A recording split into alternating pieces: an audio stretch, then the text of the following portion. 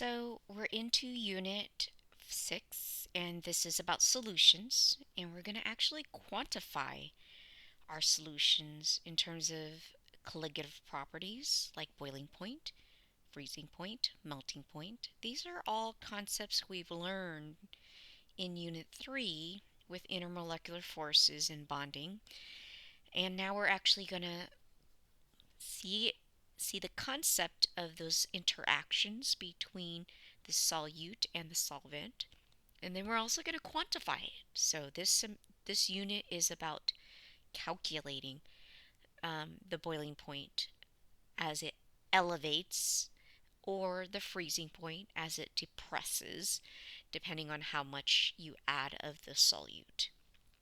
So just a preview, please read the introduction as always, starting off with describing what you're going to get into, highlighting some really important words. Now, what I'd like you to make sure you do is study these concentration units and their definitions. There are abbreviations to each unit. Molarity is capital M, and the definition is moles of solute per liter solution. Studying this is very important because you will need to know these ratios that represent these concentration units, some of which you already do know, like density and mole fraction. You're just going to learn the other ones to help you to make sure, or for you to be able to calculate concentrations of solutions. All right, let's go ahead and continue on. Continue to read and ensure that you are filling in the most relevant information going into this unit, okay? Pause and read. So, a basic introduction to solutions and solubility. The definition for solution is a homogeneous mixture of two or more substances called the solute and the solvent. The solute is a substance being dissolved, and usually it's the smaller amount. The solvent is the substance that is the dissolving medium, usually the larger amount. Soluble means a substance that can dissolve in a solvent. And so there's some kind of interaction that allows them to interact with one another between the solute and the solvent. Again, smaller part, bigger part is the solvent. When the solute dissolves, you'll notice how when that solute starts to break up, it'll interact with the solvent in some form or another. And so you've made what is called a solution. So this is the process of dissolving and the solubility of the solute in the solvent. Example, sodium chloride is soluble in water, but silicon dioxide, which is quartz, is insoluble in water. So what makes sodium chloride soluble? Whereas silicon dioxide, which is quartz, insoluble? It must be something about the sodium chloride that allows it to interact with polar water. So it must be an interaction that allows them to interact together. The word miscible usually applies to liquids that are able to be mixed in any amount. For an example, is ammonia is a liquid at room temperature. Water is also liquid. They are miscible while oil and water are immiscible. So something prevents water and oil from interacting, whereas ammonia and water are able to be mixed. Solutions. There are varying types of solutions. These are just examples of different varieties of solutions and their physical states. You can have gas and gas, which is a solution. We call that air. And that is a mixture of both oxygen, 21%, and then nitrogen, which is 78%. Notice the 78% is the solvent, which is the larger amount. The solute is the smaller amount. The liquid, you can have gas and liquid, like carbonated drinks made up of carbon dioxide, which is the solute, and water. A liquid in liquid, which is vinegar. So acetic acid, right here, is also a solvent. Water is your solvent. And then solid in liquid, like sodium chloride, which is a solid in liquid water, which makes salt water in the end, which is our ocean water. There's also solid, liquid, and solid. This is like a dental amalgam, and it's made up of mercury and silver. The main component is the silver, and then the lesser component is the mercury. You can also have solid and solid. So you can have a solution of that. And that's an example of it is steel, where you have both carbon and iron mixed together, carbon in the smaller amount.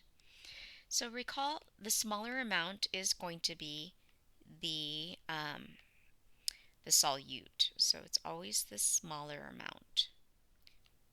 And then the solvent is the larger amount.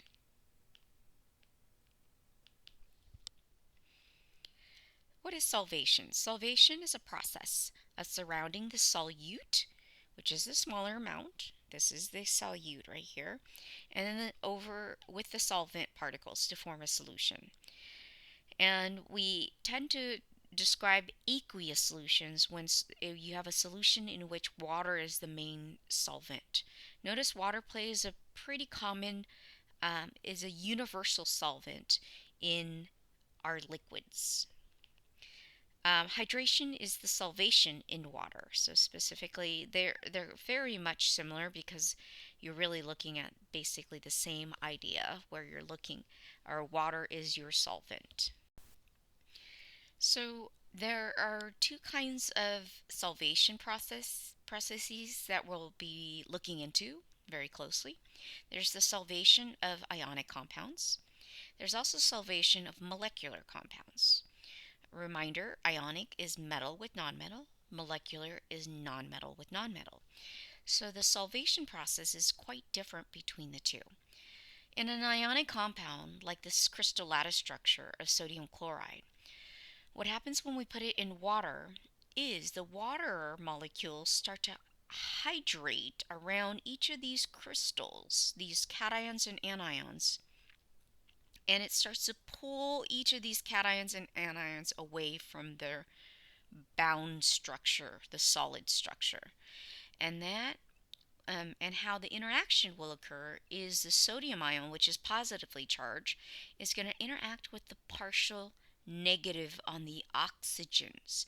And there are 5 oxygens crowding around this sodium ion in what is called an hydrated shell. So this is like a hydrated shell of with sodium ion inside of that shell. Now, on the flip side, now chloride ions is hydrated with oxygen, the partial positive end of the water molecule, which is the hydrogen end, is attracted to the chloride ion. So it's always this opposite attraction. But water specifically is polar, so it only has partial charges. And so you're seeing that opposite charge attraction. Now, if you recall, this attraction is called IDF, and IDF stands for ion dipole forces. So recall that that is the interaction that is occurring between in an ionic compound and water. On the flip side, covalent compounds actually do not break up in that way. Now, here you have a sugar crystal. The sugar crystals are attracted to one another through what are called intermolecular forces. So there's some dotted lines that attract these sugar molecules together.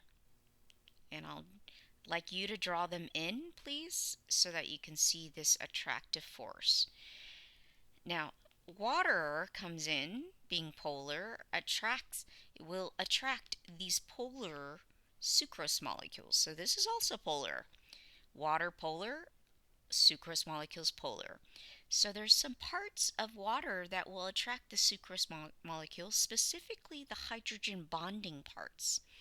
So the interaction that you're seeing here is actually hydrogen bonding, as I suggest. And so the I'm going to draw little dotted lines with water and the sugar. And that interaction, again, is called hydrogen bonding, HB in essence. So the interaction between the two is quite different. One is ion dipole, the other one is hydrogen bonding. Well, you ask yourself, well, which one's stronger? Well, this is dealing with a fully charged ion.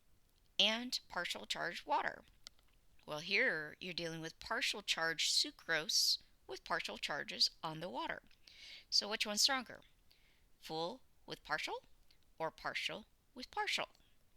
And you're right to say full with partial. So this is a stronger IMF force between the solute and the solvent. Stronger IMF. Weaker IMF here. Be able to explain the difference in the strength and weakness. Now, let's go to solvation and understand that there's this little motto here that helps us to understand how items or solute and solvent like to interact with one another. And usually it's the likeness in polarity, and they're for the IMF. So if they're alike in polarity, or therefore the intermolecular force, you'll see them attract each other. For instance, alcohols.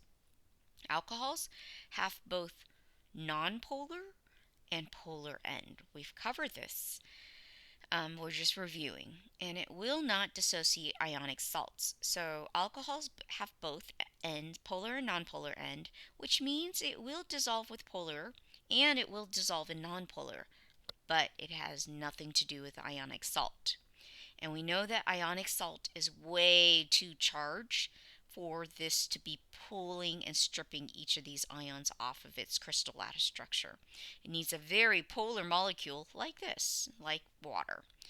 And so that's why alcohols do not dissolve ionic salts.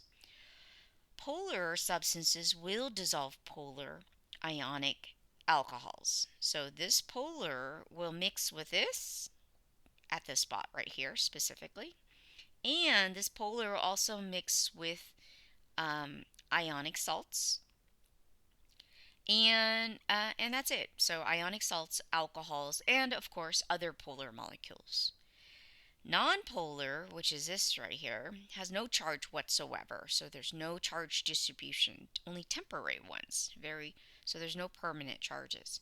They will dissolve non-alcohols for sure. So nonpolar will dissolve in alcohols, and they will dissolve other alcohols like themselves.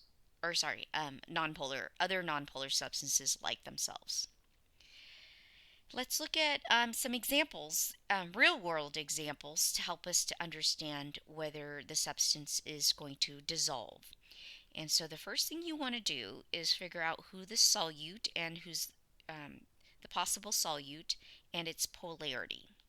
And so this is the first column. And then you want to tell who the possible solvent and the polarity. And then you say whether it's miscible or immiscible or soluble, insoluble. Notice if it's miscible, you're looking at liquids dissolving with other liquids. Insoluble or soluble applies to everything, honestly. It's under the category. We use the word miscible for soluble, insoluble as well. So we can use that word. Let's look at the first example. In the first example, you have Kool-Aid drink. So the Kool-Aid is, in fact, your polar it's your substance, and you know since it mixes with water, it must be polar, or it must be an ionic salt of some sort. So it actually is an ionic salt or sugar. So it's got sugar as well. So it's covalent as well. So there's a lot of components in sugar or Kool-Aid that makes it quite polar. The solvent for Kool-Aid is water. That's what we mixed it with, and we know water is polar. So they are soluble with one another. Okay, so that's what you're going to do. You're going to look at some real world examples. We'll do a few more, but then we'll leave it to you to do the rest. Okay, so who's the solute in gasoline drops in rainwater? So the smaller component is gasoline, and we know gasoline is nonpolar because they don't mix. The gasoline doesn't quite mix with the rainwater. Rainwater is water and it's polar. And they don't mix, so we call them, and they're both liquids, so we call them immiscible. carbonated drink in a soda can. So the substance is CO2, which is carbon dioxide. We know that's nonpolar. And then a carbonated drink is made up of sugar, but the main component is water, and that is polar. And since they are insoluble, one's polar, the other one's nonpolar. Let me erase that.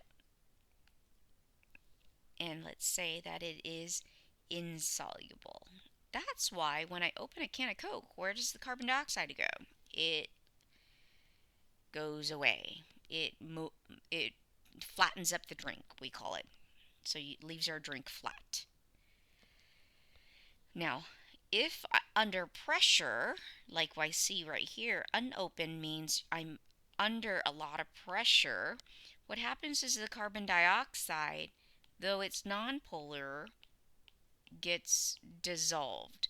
So gets pushed in with pressure into the can of Coke. So it ends up being soluble here because of the high pressure.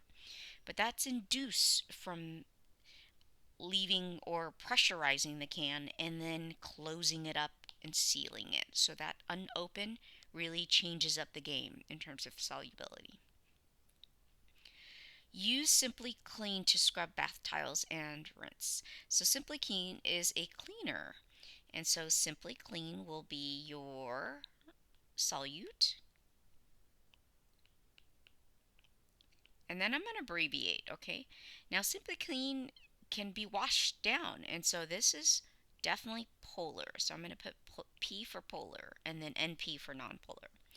And since water is our component here, we know that water is polar. Do they mix together? Well, I sure hope my cleaning supply is soluble with water. So it is soluble. But since both are liquids, I'm going to call it miscible.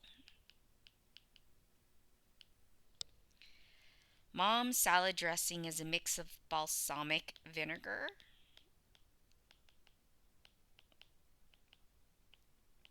which, by the way, is polar. Oh, and olive oil. Now, okay, so the big question here is I didn't read it fully before I wrote it down. The big question is, do you use more balsamic or more olive oil? And I use actually more balsamic or more olive oil. So this is going to be my solvent. And this is nonpolar. And then balsamic, I use very little, some of that. Vinegar is going to be my solute. And this is actually polar. Balsamic vinegar.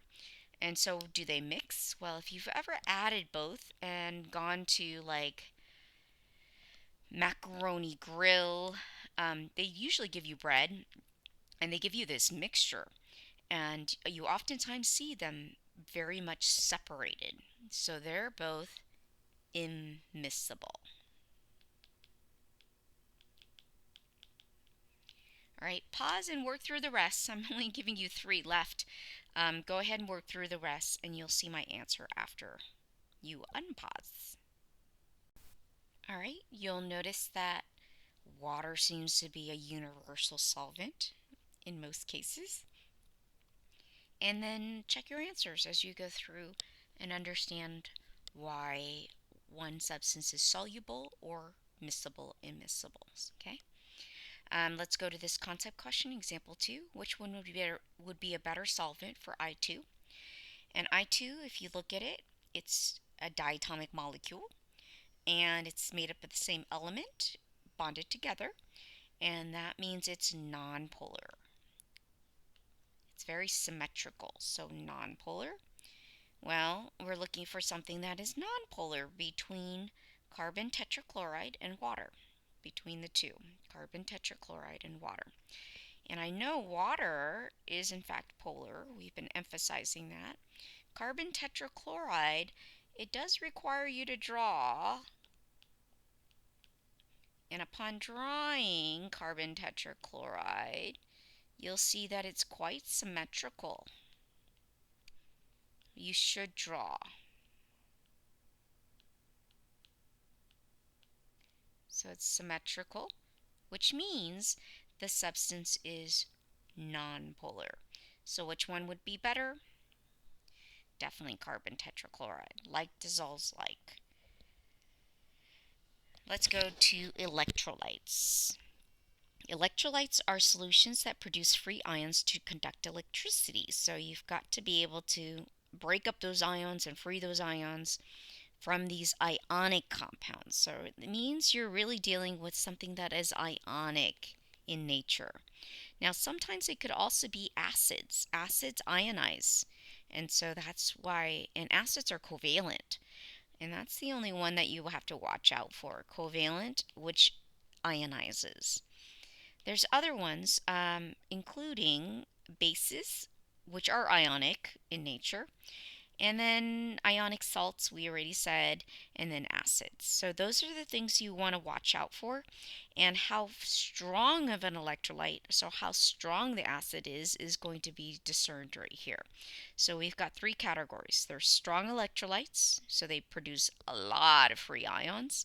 They're weak electrolyte, they produce a few. And then, of course, they're non-electrolytes, so they don't even produce any ions. What are you watching out for? The strong electrolytes are usually your ionic compounds that are very soluble. So ionic that are very soluble. What else? Strong acids. Now, where are your strong acids listed? And strong bases, by the way. So these are all what are called strong electrolytes. Weak electrolytes are anything that's not strong, so they produce only a few ions. Non-electrolytes are going to be your covalent substances. So you're watching out for nonmetals bonded together that are not acids, of course. You want to make sure you avoid the possibility that they're acids. So the strong electrolytes are actually strong acids and strong bases. They're located on your green sheet. So look in the back of your chemical naming sheet. You'll see a list of strong acids. Everything that's not listed on that list will be considered weak if it's not listed there. Okay? So pull out that green sheet right now and make sure you have it right next to you. All right, let's go ahead and mark which one is either a strong electrolyte, weak electrolyte, or non-electrolyte. So again, look carefully. Sodium chloride, this looks like an ionic salt, and it's aqueous, which means it is freed up. So you've got to make sure that these ions can be freed up. And if it's aqueous, that means the substance is going to be freed up ions. And it's quite soluble. So this is a strong electrolyte. Next one, sodium chloride, but a solid. Solid means it's not freed up. What frees them up is the water. Remember, the water comes about and starts to peel each of the ions in the crystal lattice structure off, hydrating each of the ions and in what is called a shell of hydration. So this is actually not even going to be an electrolyte because it's not going to have freed ions. All right, the next one is HNO3. I see that it has an H plus with nitrate ion. So you do have to recognize your polyatomic ions to be able to know which one is an acid. And so this is going to be an acid. Now, weak or strong, look at the list in back of your green sheet and see if it's weak or strong. And from what I see, it's actually a strong acid. On the other hand, here's acetate ion with a hydrogen ion, which means this is acetic acid. Watch out for this acid because its hydrogen ion is at the very end right here. But I recognize my polyatomic ions. Here's Chiku, which means this must be listing it as an acid. I look at the back of the green sheet and I see that it's not one of the strongs, so it must be considered a weak electrolyte. The next one, This is phosphoric acid. Once again, I see it as an H plus ions, so this is going to be not, and it's not listed, so it's going to be a weak acid. Here I see a covalent compound, nonmetals, all nonmetals, which means it's a non-electrolyte because we said covalent compounds are non-electrolytes. This is also covalent, and it's careful it's not an acid because this ion right here, if it was H plus plus some other ion, I don't recognize this ion. Whereas H plus with NO3, I do recognize the anion part of that ion. So this is a covalent compound. It's all covalent, which means it's a non-electrolyte. Now, ammonia right here, I know you're looking at it. I wrote it in two forms, so it'd be helpful. You'll notice that in the second form, you'll see two ions. There's ammonium and hydroxide ions. So there's actually two ions, and it's aqueous, which means it's dissolved. And that tells me that it's probably going to be an electrolyte, but weak because it's not listed as as a strong base. So look at the base listing on that green sheet and see if it's a strong base. It isn't. Now, tap water. I put tap water because this is something we get out of the sink. And tap water, if you notice, has a lot of like white scum. That's salts. And that white scum shows that it's an electrolyte, but hopefully it's weak. We're not drinking strong electrolytes. We're drinking weak electrolytes. Distilled water. Di means distilled water. There's no free ions in here, which means it is a non-electrolyte. It's just made of water, which is a covalent compound. Covalent compounds are non-electrolytes. Gatorade. Yes, you have heard of it, and you have consumed it. It is going to be a weak electrolyte, hopefully. You don't tend to be drinking strong electrolytes, by the way, because you tend not to drink it. It's just not as safe for you to be drinking a bunch of strong electrolytes. Smart water. Smart water has claimed to have electrolytes, and we are going to test it. And when we test it, we're going to see that it's a non-electrolyte. So, as a consumer, it has given us false information. So let's go ahead and describe saturation levels, different levels of saturation based on this model that you see here. So if I have 1 gram, 1.0 grams of solute added to the solvent that's in beaker A, and then I decide to add 2.0 grams of solute to the same water level or the same level of solvent, and then I keep on doing that all the way until I hit to beaker E. You'll notice that in beaker A, all of it dissolves. In beaker B, all of it dissolves as well. In beaker C, all of it, maybe. Let's see what happens in beaker D. You do want to test to see what the next amount that you add of the solute will do.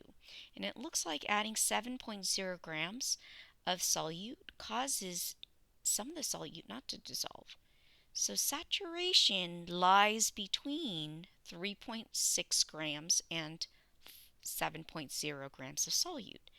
Somewhere between these two. Could be even 6.9 grams, but it lies somewhere between these 2 points of the beaker. Obviously, beyond that point, you'll see that it's supersaturated. So once you see solute in excess and more than you have enough that could dissolve, that means you have a supersaturated solution. And that's what you're seeing in these two instances, a supersaturated solution. So we know that under here, under this amount, is all unsaturated because we have spotted a range in which saturation lies. So this is a good little test, very qualitative tests and quantitative because you're measuring a certain amount of the solute that you're adding to the solvent. And you're seeing at which point do we see the solute come out as a solid in excess. And that right before that point is or saturation, and that range of those points. So what's saturation? It's the maximum amount that can be dissolved. It's actually an equilibrium point. It's where equilibrium occurs between the solute and the solvent, or the ions that dissociate in that solute or solvent. As unsaturated means less than the maximum amount of solute that can dissolve. And then super means greater than the maximum amount of solute. These are super, these are unsaturated, and we know saturation lies between here. Factors that affect dissolving. There are several factors. Temperature is one of them. Surface area and stirring/agitation. Now, what does temperature do? Well, temperature has always been something to do with kinetic energy, because that's what defines temperature.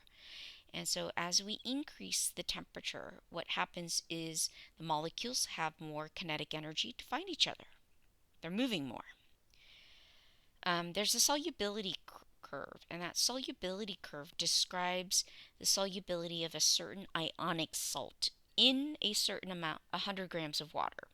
So this describes exactly how much salt will dissolve of that specific salt in 100 grams of water, depending on the temperature, as you see here. Now, there are 3 levels of saturation that you want to look out for, okay, on the curve.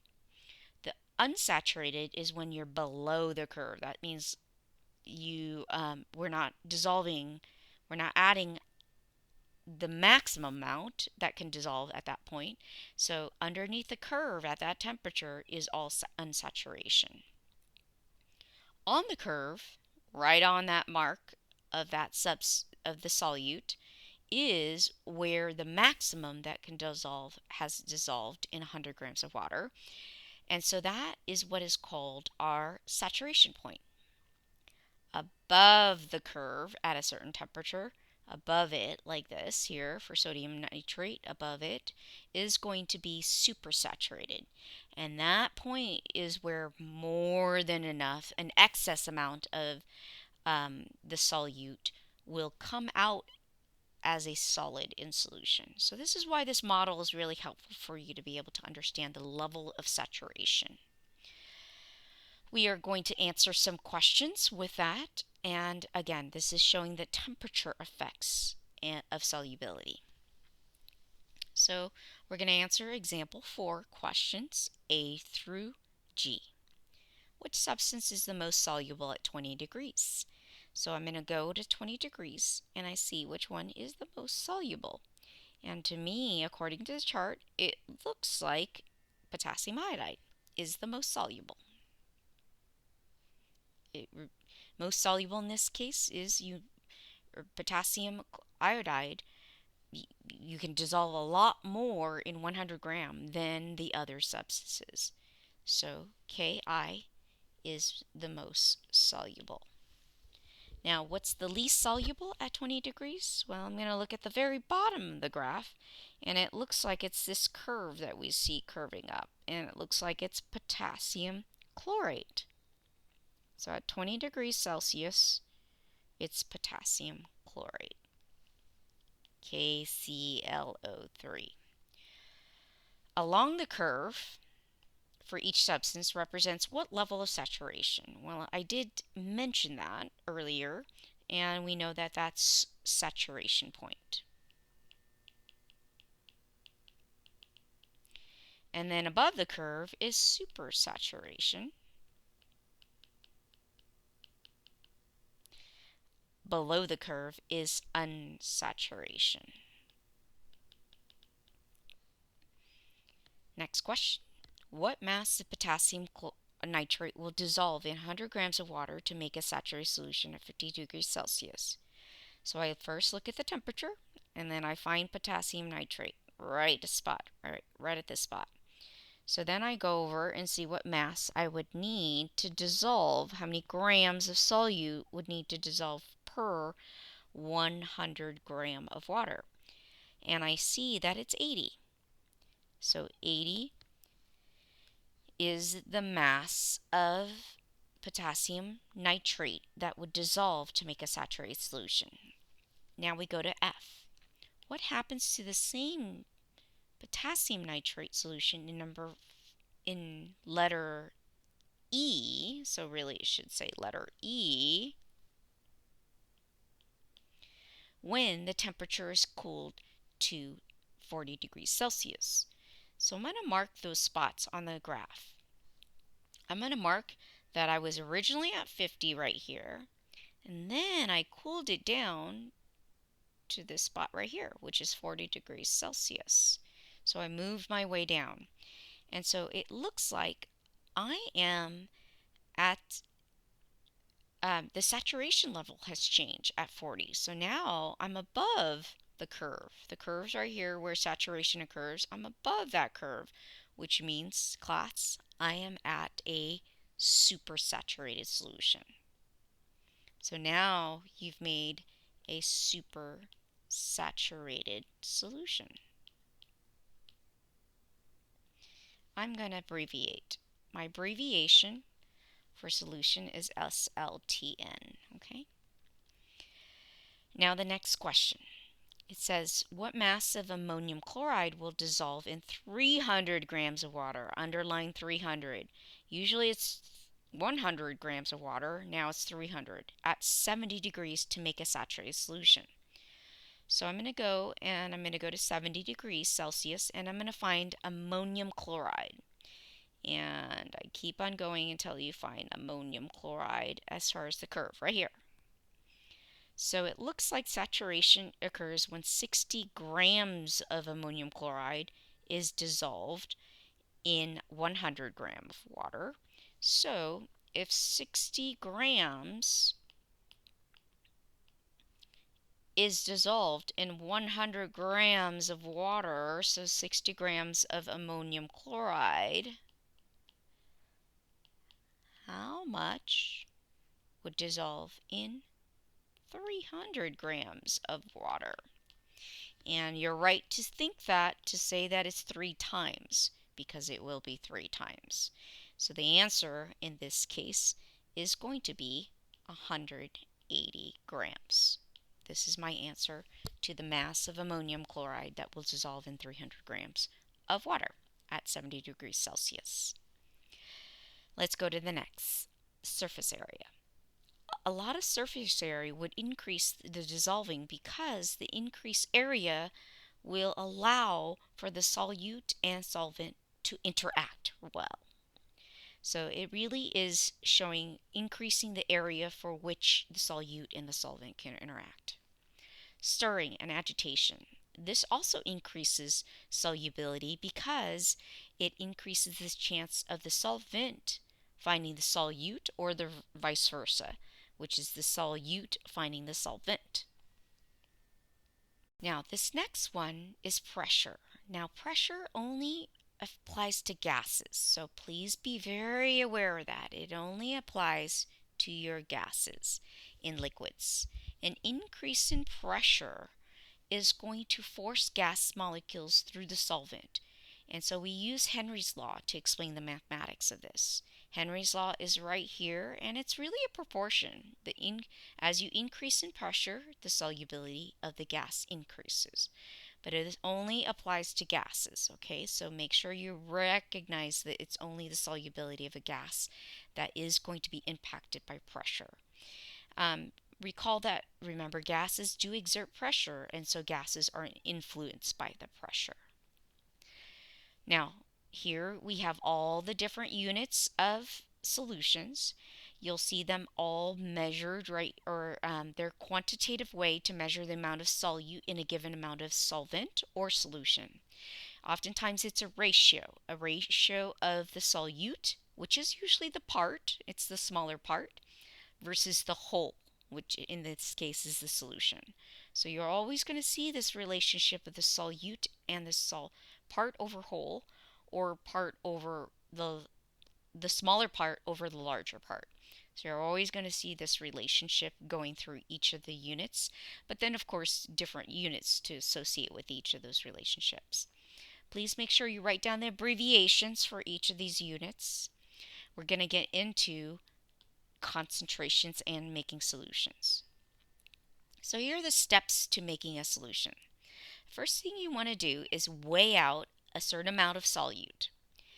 And you need to add that solute to a volumetric flask. Now, what's special about a volumetric flask? It has only one marking. The one marking tells you the precise volume if you add all the way to that marking. And the meniscus, whatever that meniscus is, it's the bottom dip has to hit that mark. So the first thing you want to do is add the solute.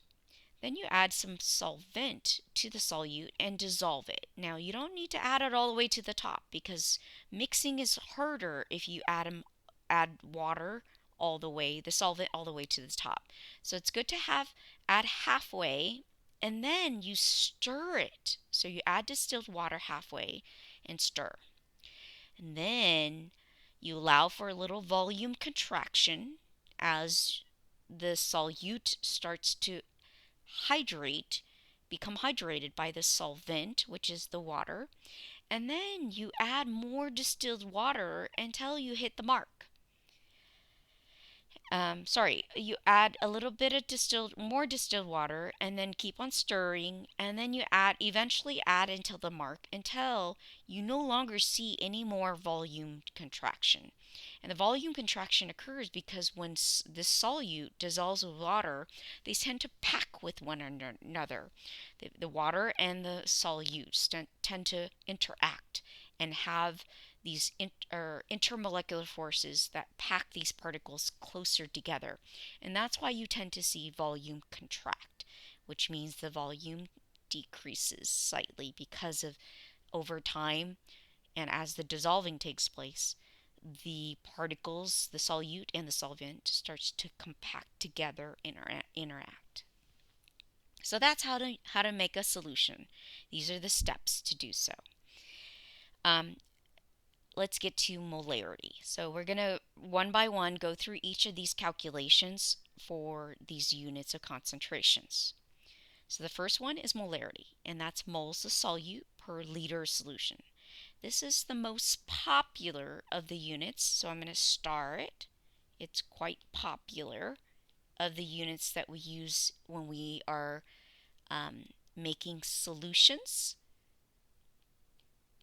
and reacting those solutions. So this is a very popular unit. And why it's quite popular is because it's an easy access to the moles of solute. And oftentimes we want to know how much solute, which is this smaller part that we're adding versus the solvent, which we're adding to dissolve the solute. And oftentimes we know the total volume of the solution, so that's why this is a very popular unit, concentration unit. The units for that is, notice that it's moles per liter. Be very, very vigilant of that, okay? Let's look at example 5. In example 5, it says find the molarity, so I want capital M, that's what I'm looking for, capital M. And here's the mass of the solute, so I identify that this is my solute, and here's my mass, which, by the way, I can figure out the moles. So I'm going to be able to find my mass to moles, and here's my volume. So this is my liters of my solution, which is already in the units that you want. But noting those two units helps you to know, hey, if I can convert my grams to moles and then divide it by my liters, I've got my molarity in hand. And that's precisely my game plan. My game plan is to take 45 grams of sodium chloride and convert it to moles. So 1 mole of sodium chloride has a mass of 58.44. So I look on the periodic table and know that 35.45 grams plus 22.99 gives me 58.44 grams of sodium chloride. I divide those two numbers and notice cancellation of units and labeling is very important. And in dividing those two numbers, I get, and you'll have to wait up, 45 divided by 58.844 gives me 0.77 moles of sodium chloride. And then I'm going to divide that by the liters. And nicely set up here. It's only 1 liter, so really this answer is the same moles in the end. But we put capital M and we label it accordingly to the solute, because we oftentimes know that the solvent is the universal solvent, which is water. So we label it according to the solute. Go ahead and pause and work through the next example, which is example number 6, class. So go ahead and check example 6. All I did was convert my grams to moles. Once I have my moles of solute, I divided by my liters of solution, which I converted immediately from milliliters to liters by moving it over 3 spaces to the left. And I then divide those moles divided by liters to get my molarity. So where you work forward, you also must be able to work backwards. So here's molarity, and here's your liters. I need my moles in the end. So here's the mole units that I would be trying to achieve. So go ahead and solve it. Molarity equals moles over liters. I'm going to use the unit as my definition. So I'm going to plug in 1.50. My liters is 0.750 liters. And X is my moles. So solving for X, I get, just multiplying 1.50 times 0.75, you get 1.125 moles in the end. And then to convert it to grams, this is KCl, so I'm going to convert it to grams. And adding and finding the molar mass of KCl, adding up K plus Cl, I get, in the end, 75. So 1 mole of KCl is 74.55 grams of KCl. And you just multiply times the moles, and that will give you the mass. So in the end, it's 83.9 grams of KCl. Molality is the next unit. If you feel pretty good about this, I would pause and work through the next few units on your own. So this next unit is molality. And molality is denoted by little m, as you see here.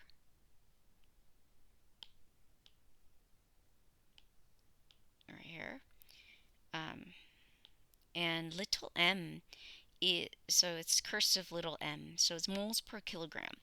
And the units for that is moles of solute per kilogram of solvent. So please note that this is like one of the only units where you're seeing solvent as the whole, okay? Part over whole. So be very wary of that, okay? So let's go ahead and work through this. I see my mole units here. I see my solute, and then I see my solvent here.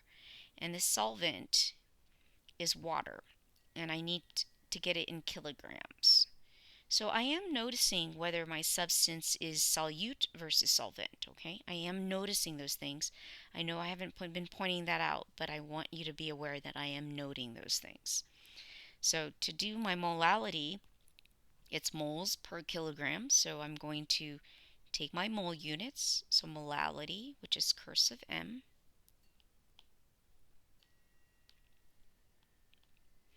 it's 3.0 moles of calcium chloride over kilograms, which is 1.500, or sorry, sig fig, it's just 1.50 kilograms of water.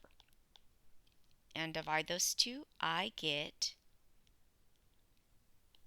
2.0 molal. And again, we label it according to the solute. Next up is, I would pause and work through this next problem. When you unpause, you'll see the final answer. go ahead and check your answers for example number 9, checking out that I'm just converting my solutes, grams, into moles, and then I'm dividing by the solvent, which is water in this case, and I will get my molality. I am going to move into mole fraction. Mole fraction is, as you recall, just part moles over total moles. So it's still the same definition, part over whole. In mole fraction, I'm going to need to piece out each of the components and convert them into moles. So I'm going to take each of these values and convert into moles. 128 grams of sulfur dioxide, which, if you add it on your calculator, is 1 mole of sulfur dioxide has a mass of 64.07 grams. So I'm going to convert that into moles, 128, and it looks like I have about 2 moles of sulfur dioxide. And I would do the same for carbon dioxide. Convert it to moles. I know that a mole of carbon dioxide has a mass of 44.01 grams. Divide those two,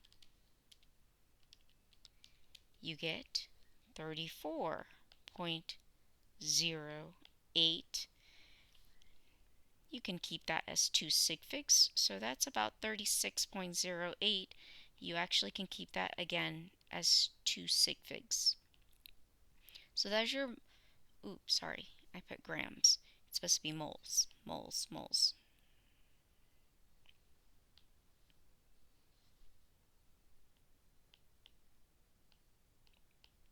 And I'm going to put the word total. So I'm going to do mole fraction of carbon dioxide, and mole fraction is X. I want you to practice using your symbolic representation, and that is just the moles of carbon dioxide over the moles total. And it looks like it's a lot. The mole fraction is quite significant for carbon dioxide, and it ends up being 94%, but we don't keep it into a percentage, we leave it as a decimal, so it's just 0.945. And if you want to be technical, it should be this is 3 sig figs, okay, so it should be just 9.4, okay? I don't know if there's 34 divided by 36. Oh, yes, it's 94. It ends up being 0.94.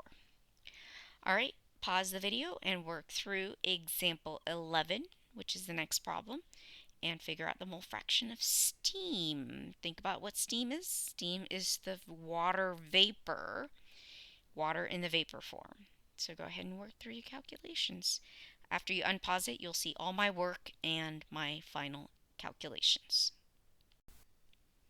Okay, check out the answer. It's kind of squeezed in here, but I did the moles of water, converted moles of hydrogen up here, and then I did nitrogen over here, and I added them all up together to get 4.861, and then I did the part over the whole, the part being steam, so I can find the mole fraction of steam. And there is your final answer. Okay, the next unit is quite easy. It's mass per percent, so mass of solute over total mass of solution, or percent by volume, which is volume of solute over volume of solution. Both very easy, relatively pretty straightforward to substitute and solve for. So let's go ahead and look at the next. This is kind of, it's covered, but hopefully it's no longer covered for you. So it's 20 grams of sodium bicarbonate. Here is my mass. So here's my grams of my solute, and then here's my solvent. Now this is in liters, it's not in grams, but I want my grams of my solvent if I could help it. And I could if I had the density, and lo and behold, I have the density of water. Water's density is quite simple. It's 1.00 grams per milliliter. So if I have 600 milliliters, that means I have 600 grams, because that ratio wouldn't work out unless I had 600 grams divided by 600 milliliters gives you 1. So truly, the quick conversion, especially for water, is really simple. It's 600 grams, as you see here. So the first thing I want to do is, again, pretty easy. It's the mass percent of sodium bicarbonate, and that would be mass of part, which is 20 grams of sodium bicarbonate over mass of whole.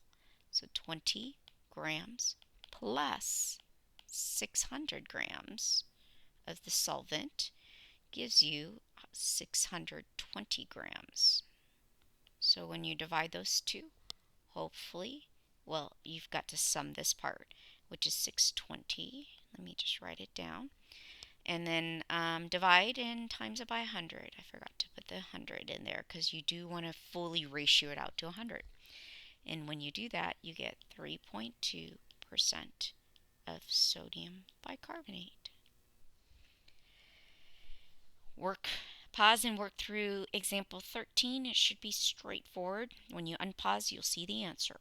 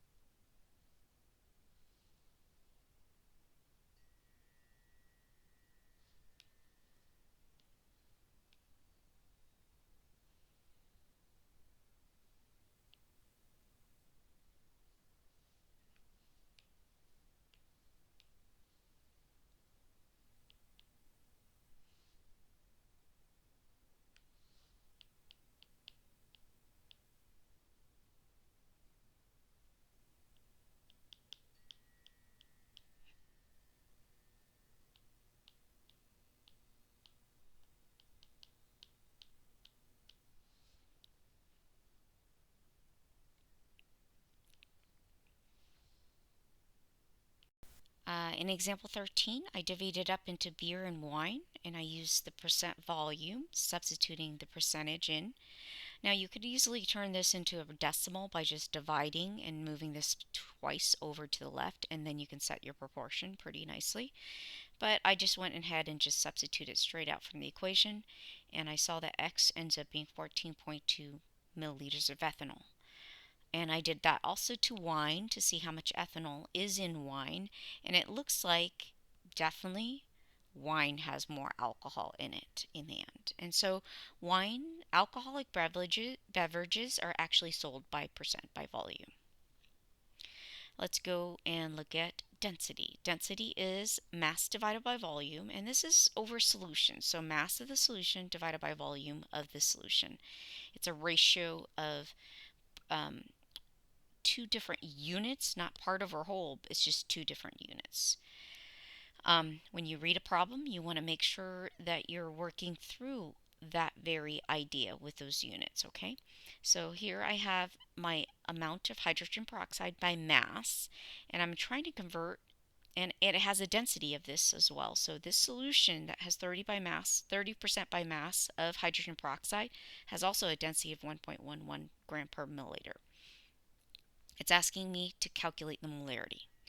So this is how these problems get really intricate, because you're really embedding a density with other units of concentration. In this case, it's molarity. So I need my definitions.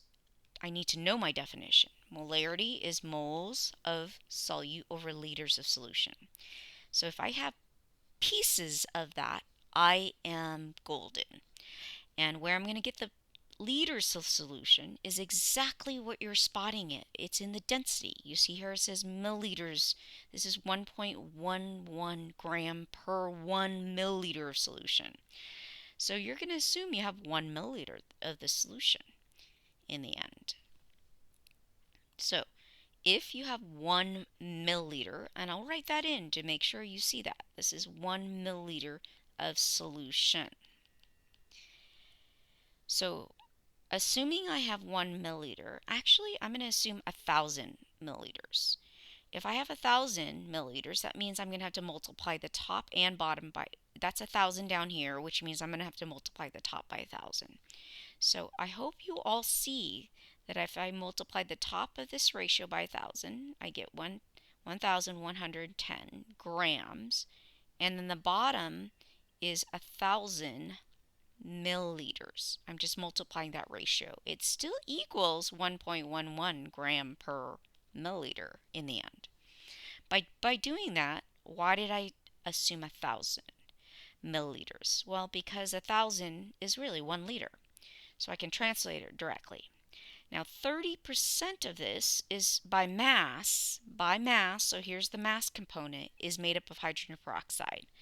So I know that 30 multiplying 30% of 1,110 grams will give me, so I'm taking 30% of that total mass of the solution to get the mass of hydrogen peroxide. And I get 333 grams of hydrogen peroxide. Now, I've got my pieces of the puzzle. What pieces? To get the molarity, I need the moles of solute, the moles of hydrogen peroxide. So I can convert this to moles.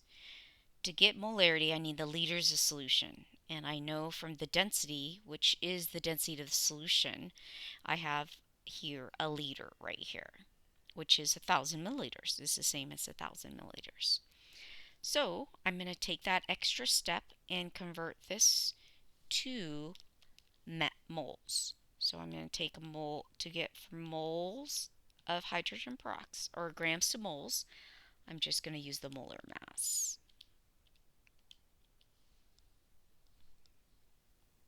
34.02 grams of hydrogen peroxide. Dividing those two,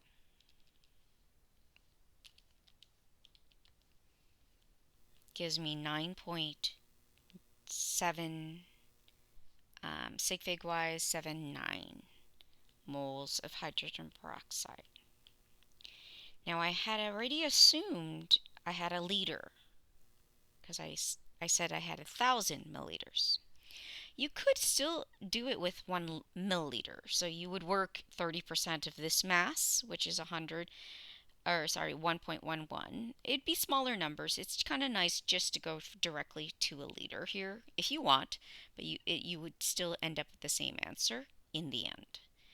So dividing those two, 9.79, and notice how you can go straight and divide those two, really easy numbers, and you end up with 9.79 molarity. And it's molarity of hydrogen peroxide, because water is assumed to be your solvent. Pause and work through example number 15, please. I should interject and mention that I should label the substances that I am looking at. And so this is moles of, for that unit, it's moles of solute, which is hydrogen peroxide, and liters of solution. And so that's why it was okay to take the liters from this solution, the density of that solution. All right, in this next problem, I am setting up for molality, and I'm given mass percent. I'm probably going to dig into the mass percent and the density to help me to figure out the molality and piece out the molality from that. So I really do need to know what the percent of water is so that I can get the mass percent of water so that I can convert it to kilograms to get to put water down here. So if hydrogen peroxide is, or sorry, sulfuric acid is 96%, that means 4% of that is going to be water. Do you agree with that? 96 is made up of hydrogen or sulfuric acid. That means 4% is the other component, which is water. So I'm going to take the solution and the density of the solution and figure that information from there. And what I'm going to first do is this. I am going to take the 4%. So what is 4% of, and I'm going to take it from the mass that I'm looking at. And the mass that I'm seeing here is of density. So this is 4% of this mass, because this has to be in mass percent. And I am assuming I'm in 1 liter of solution, by the way. So I do have that in mind as I'm going through this. So what is 4% of 1.836 grams? Calculating that in your calculator.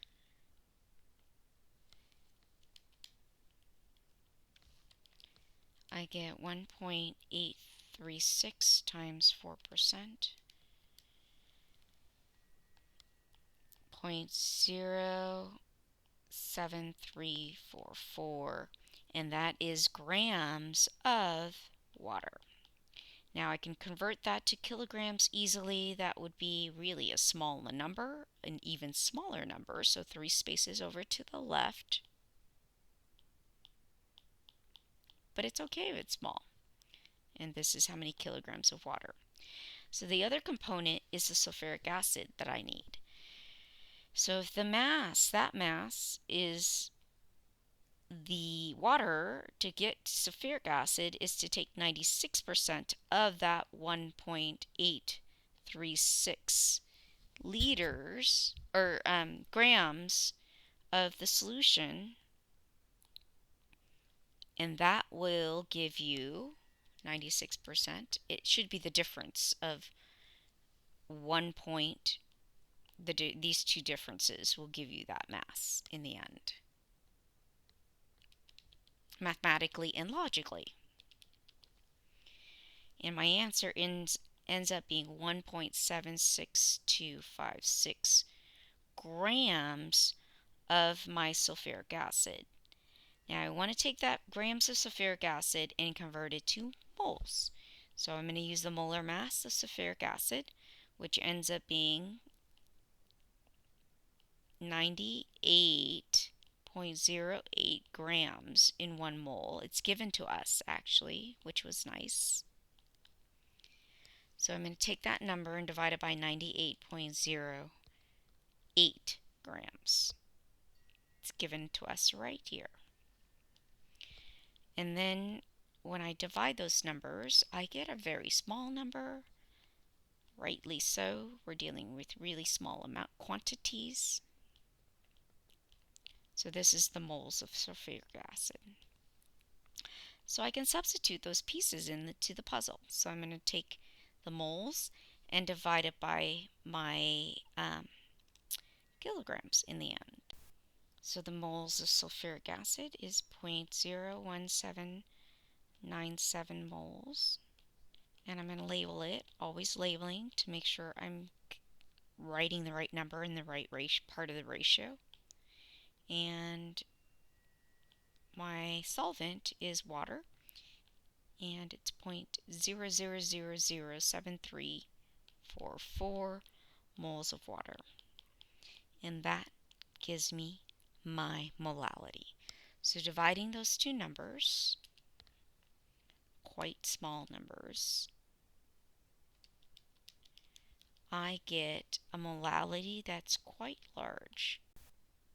So the molality ends up being 244.7 molality, and once again it's always the solute, which is sulfuric acid. Now there's an error. I actually flip-flopped the answer. This is in fact supposed to be 244.7 molality. Okay? It's flip-flopped with example number 16. Pause and try example number 16 out. And once again, always remember that this is per 1 milliliter, okay? After you unpause, you'll see my answer laid out for you to understand what to do. If you look at what I did, I first defined what components I need for the mass percent. I knew that I was going to need grams of sulfuric acid, and I knew I was going to have the total mass of both the solute and the solvent. So I kind of laid it out empty without knowing those masses, and I went about looking for where I could find the masses, and I found that mole fraction right here. Knowing that it's just moles of part over whole, if I can get to the moles and assume I have one total moles of the solution, I can then take that part and convert it to mass, and that's what I did. Of course, if the mole fraction of sulfuric acid is 0.5, the other part, which is 0.5, is going to be water. And so I was able to get the two components and get their masses and just plug it into my percent by mass and calculate my final answer in the end right here. It's 84.5%. Let's look at dilution. Dilution is when you take a more concentrated and make a less concentrated. So what you're seeing is molarity, which is moles per liter. I told you molarity was a very common, popular unit. Times it by your liters, what happens is you end up with moles. So just you're seeing, and when this is the case, and when you dilute it and add more volume of solution, what happens is you still end up with the same moles of solute. So the moles solute at the beginning and the moles solute at the end is going to be the same, and that's why this equation works really well in a dilution, where you're just adding more water to dilute to make the concentration of the original to be less. So let's look at this first example. It says example 7, calculate the new concentration if enough water is added, and so that kind of tells me you're diluting right there, of this volume of NaCl to make a 1.5 liter of the sodium chloride solution. Once again, I like to label. I'm looking for my M2 given my V1 and my M1, and I'm trying to get it to my V2. So as simple as that, as long as we're consistent in our units, and I do see some inconsistencies, I do want to make sure my two volumes have to be the same unit, regardless of whether converting one to liters or converting the other one to milliliters. Doesn't matter as long as they're consistent units. So fulfilling this equation, M1 then V1 times those two equals M2 times V2. Here's my M1. I'm going to substitute that in, which is 2.5 molarity. My V1 is 100 milliliters. M2 is what I'm trying to find, and I'm going to convert that into milliliters. Because I stuck with leaving it milliliters here, I'm going to convert that to milliliters. Solving for M2, very simply, your new concentration should have a lower value than this original concentration because you're adding water to dilute it. And upon doing that, you'll see your calculation to yield a lower molarity here of sodium chloride. Pause and work through the next problem. When you unpause, you'll see the answer. Here is the final answer. I had to convert this into scientific notation to maintain the two sig figs. that I ultimately needed, so that was the only way. Put it into scientific notation. Or you could also convert it back to liters and you'll be able to get to sig figs from that. So as we deal with solutions, we have to understand how those solutions are affected by their colligative properties. And these are properties that depend on the amount of the solute that you add to the solvent. So it is all about that solute and how much you add of it, as well as what it can dissociate into. So let's look at two examples. I've got pure water here, and we're going to explore each of these colligative properties, but we're going to start off talking about what type of IMF force each of these substances are engaged in when it's just pure water versus sodium chloride plus water. So we're looking at boiling point, vapor pressure, or freezing point, as well as vapor pressure. Now, let's first look at water and what is pure water like. And pure water is structurally a bent structure with two lone pairs on the oxygen, two bonds on the hydrogen. And this lone pair is going to, or this interaction that's occurring between water molecules is considered hydrogen bonding. So if you recall, these molecules are attracted through this strong dipole within the molecules, and those strong dipoles lead to hydrogen bonding.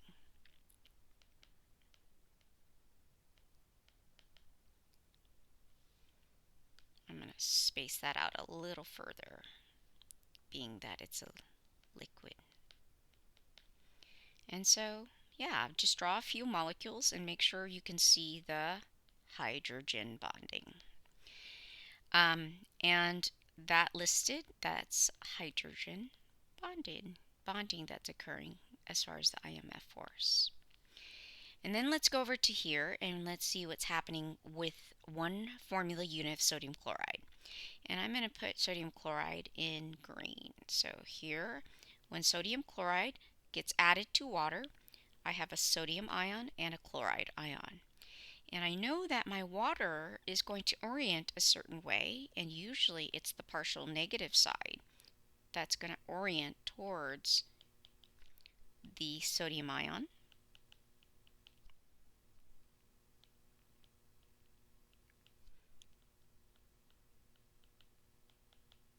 And they're going to interact together through something called, and hopefully you can recall, it's an ion with a polar water molecule, so this is called ion dipole. The dipole is the polar molecule. The ion, we can notice, is the green sodium ion and the chloride ions. And then, of course, on the chloride end, you are going to see the hydrogen project and attract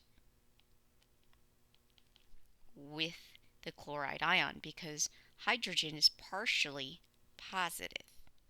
And that partial positive end is what's going to attract the negative chloride ions. Don't forget this is, again, ion dipole forces.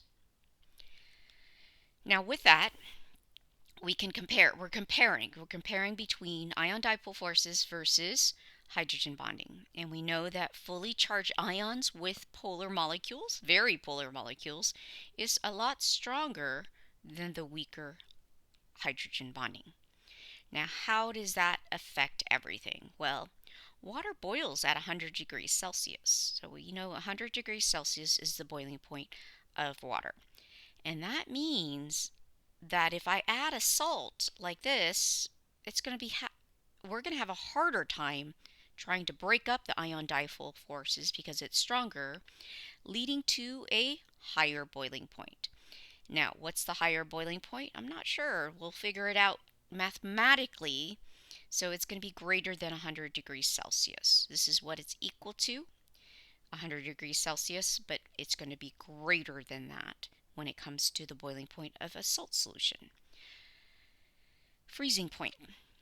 Freezing point is a little tricky to understand. when you freeze, these particles actually have to organize themselves into a very, very uh, into a solid structure, but also a very organized solid structure. Now, that means freezing point is usually, we know, 0 degrees Celsius, so it's equal to 0 degrees Celsius. However, when we're trying to freeze, given that there are these two ions disrupting that, you're going to have to lower the freezing point further. So in order to freeze those molecules, you're going to go below 0 degrees Celsius. Now, vapor pressure. At room temperature, water's vapor pressure is 23.8 millimeters of mercury. Now, where did I get that? Remember, this was found on the purple sheet that gives us water vapor pressure.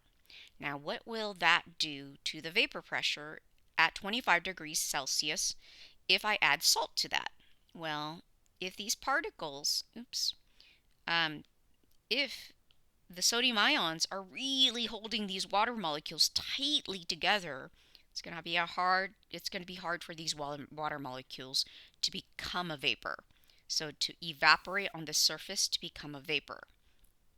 And because of that, that means our vapor pressure is going to be lower than the 23.8 millimeters of mercury. So understanding this whole modeling that's occurring between these and what kind of forces are occurring between the particles, what kind of IMF force and which one's stronger and weaker, can help you to discern what will happen to the boiling point, freezing point, and vapor pressure. What I'd like us to do is really talk about one factor that we need to consider also when we're looking at this.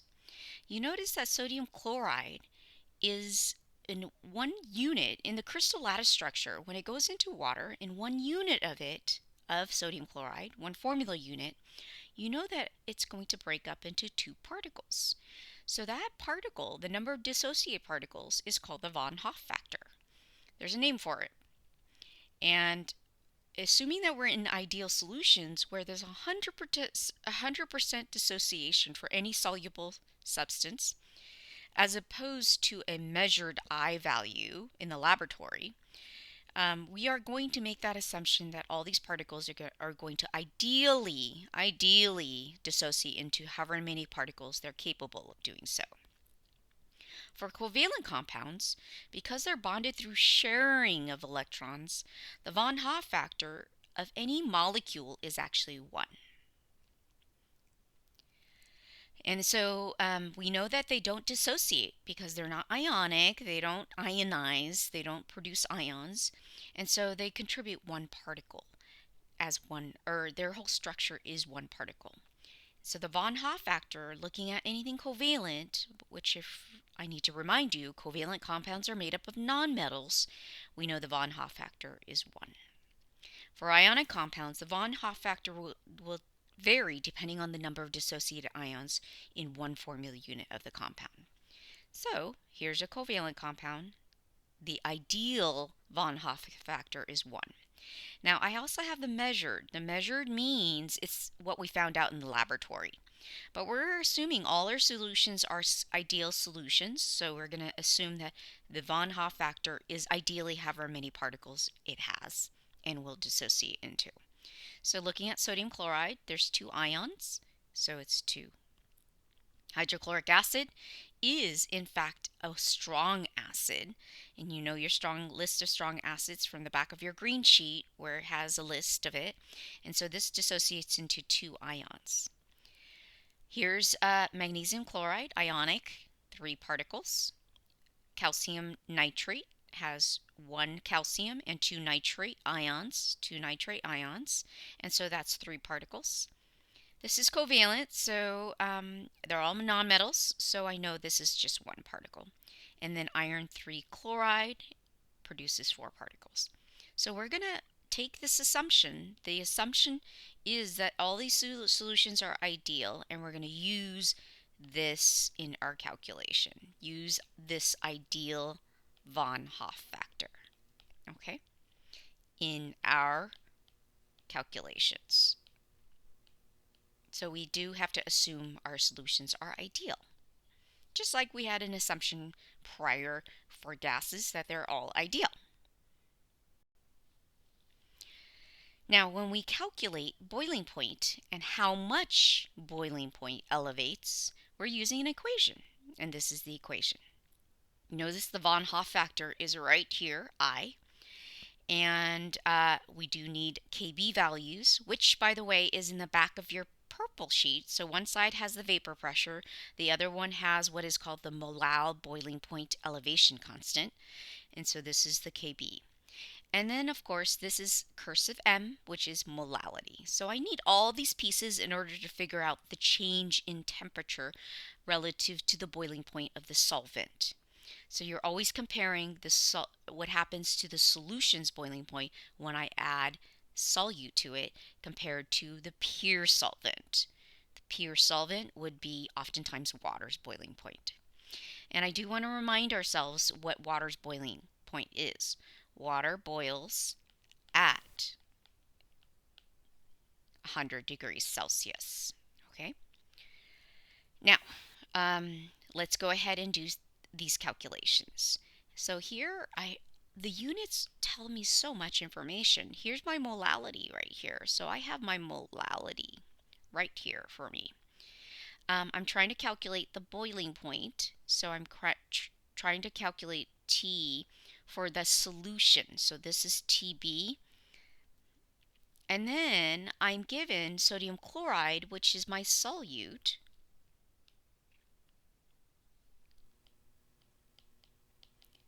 And so this is NaCl. I do want to note my von Hoff factor. So this is a I factor of 2, right?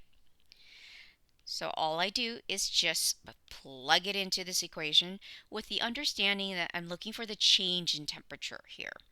That way I can figure out whether, knowing that the boiling point is going to elevate, I can figure out with that change in temperature how much it elevates. So I'm going to plug everything into my change in temperature, or my boiling point elevation equation here.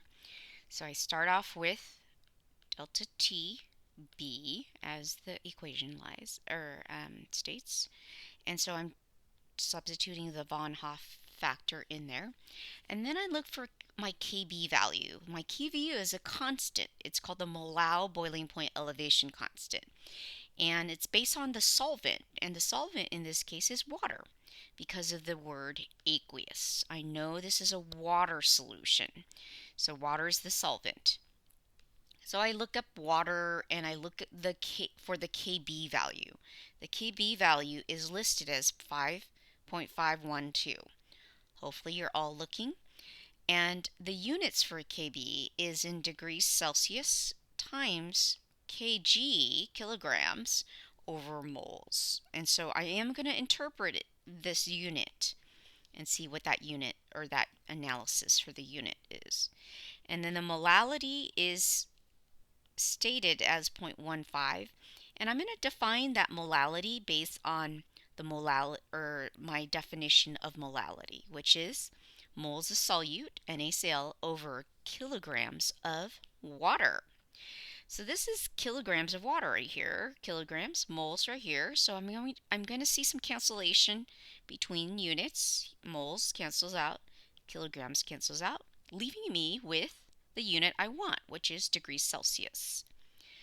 Multiplying all those values together, I get, so my change in temperature is 0.15 degrees Celsius upon adding some of that solute to the solution.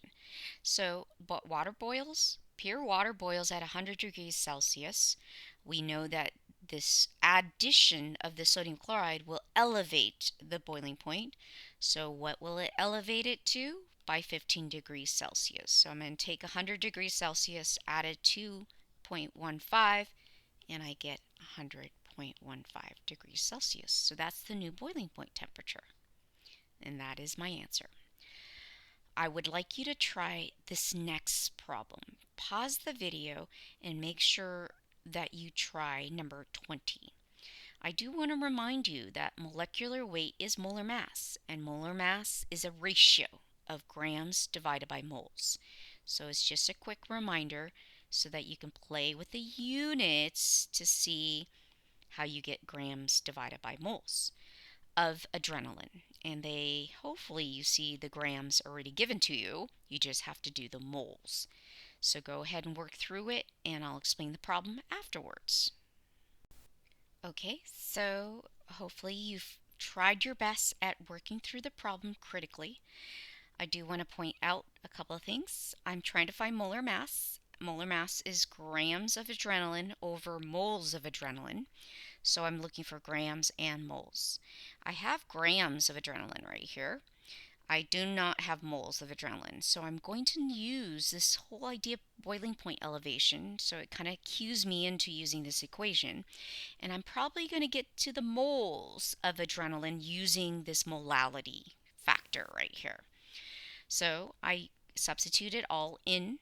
I've got my change in temperature right here, delta T.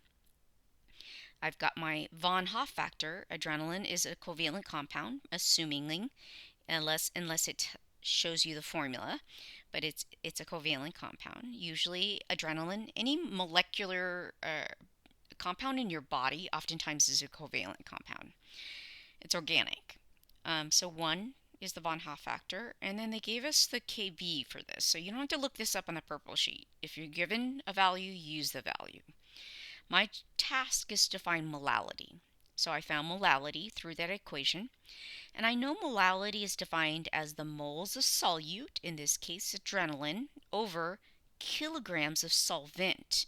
Solvent's carbon tetrachloride. So I take my grams of carbon tetrachloride and convert it into kilograms. And then I solve for X, which is my moles of adrenaline. I substitute it into my ratio of grams divided by moles, and I get the molar mass of adrenaline. So this technique allows you to find compounds and their molar masses, which identifies compounds out in the end. So if you know the molar mass, you can oftentimes find the compound or the formula of that compound. Let's jump into freezing point.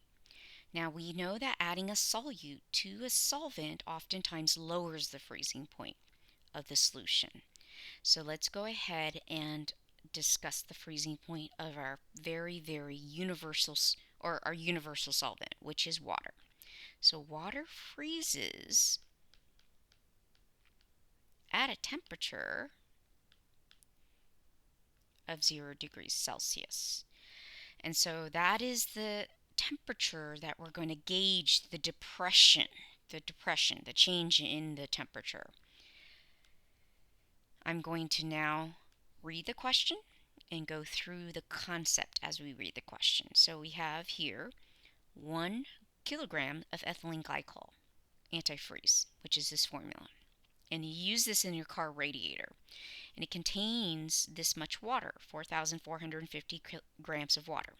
It says, what is the freezing point of the resulting solution? Once again, it's smart to always figure out who the solute is and who your solvent is. Pretty easy. But it's as easy as it is, a lot of students overlook it.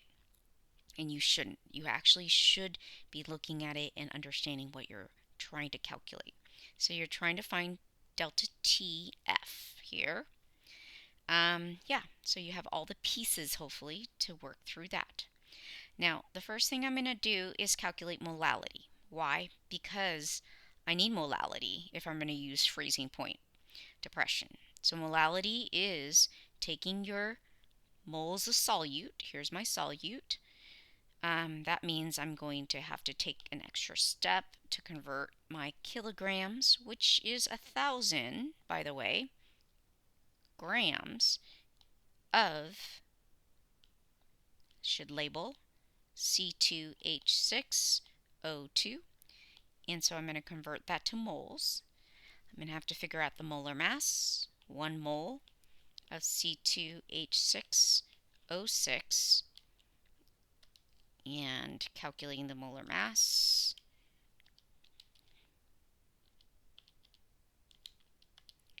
You hear me punch numbers in as you should be punching numbers in. 62.08 grams of ethylene glycol. Cancel that out.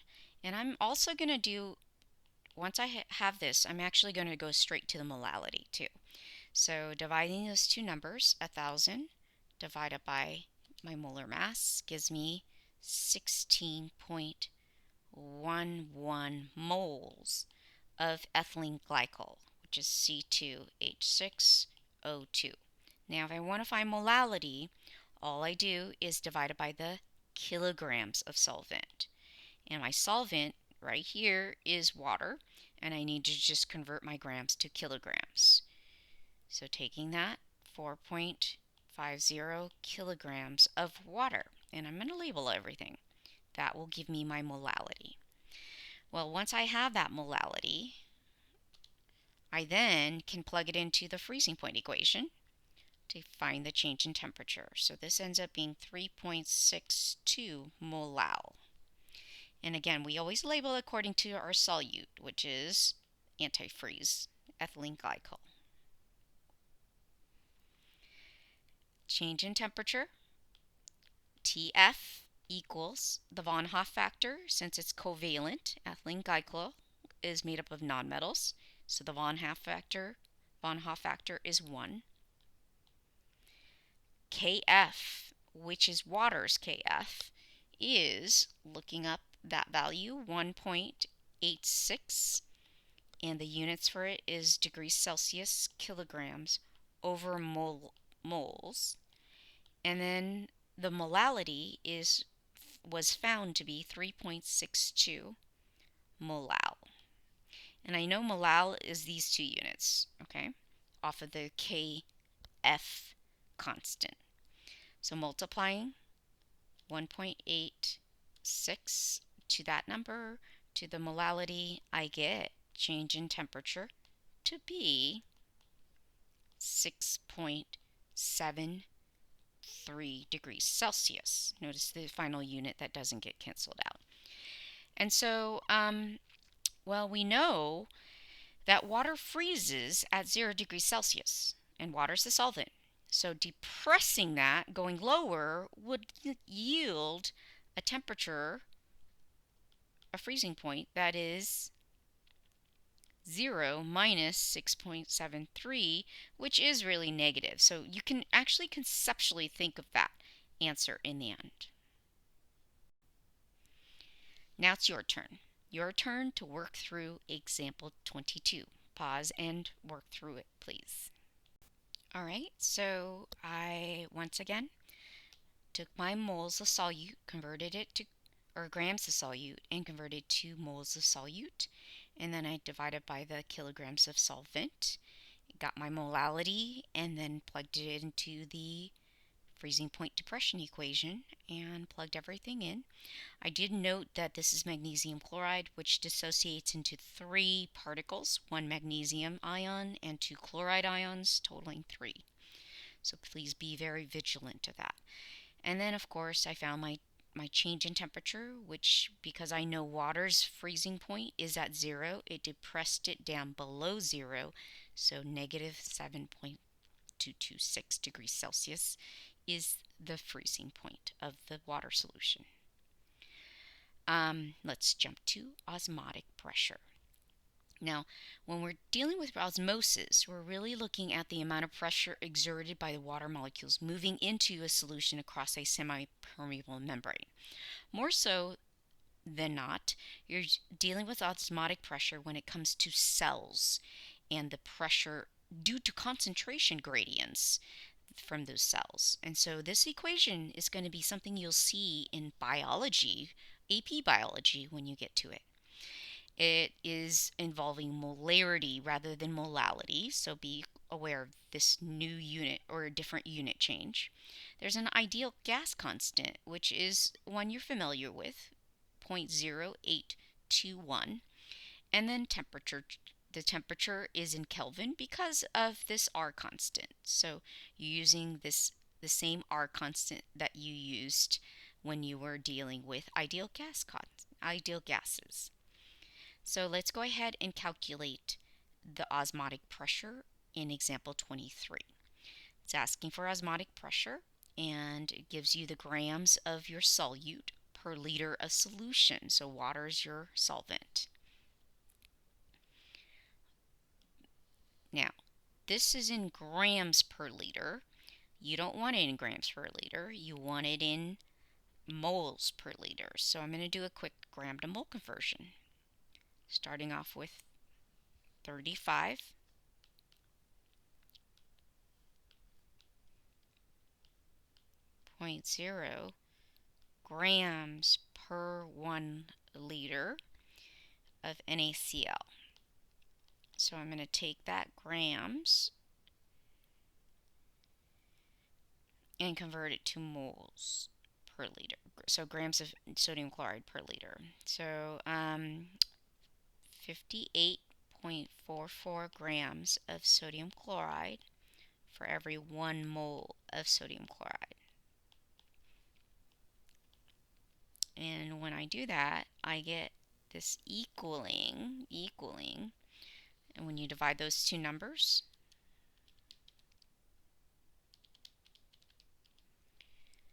it's 0.599 molarity. So this is a molarity unit because it's moles per liter now. So plugging into the osmotic pressure equation, and I'm going to do this in black because I don't want to blend it into. And this is a pi symbol. The von Hoff factor of sodium chloride is 2. The molarity is 0.599. The R constant is 0.0821. And then the temperature is 25 degrees Celsius. So 298 Kelvin. So multiplying all those variables together,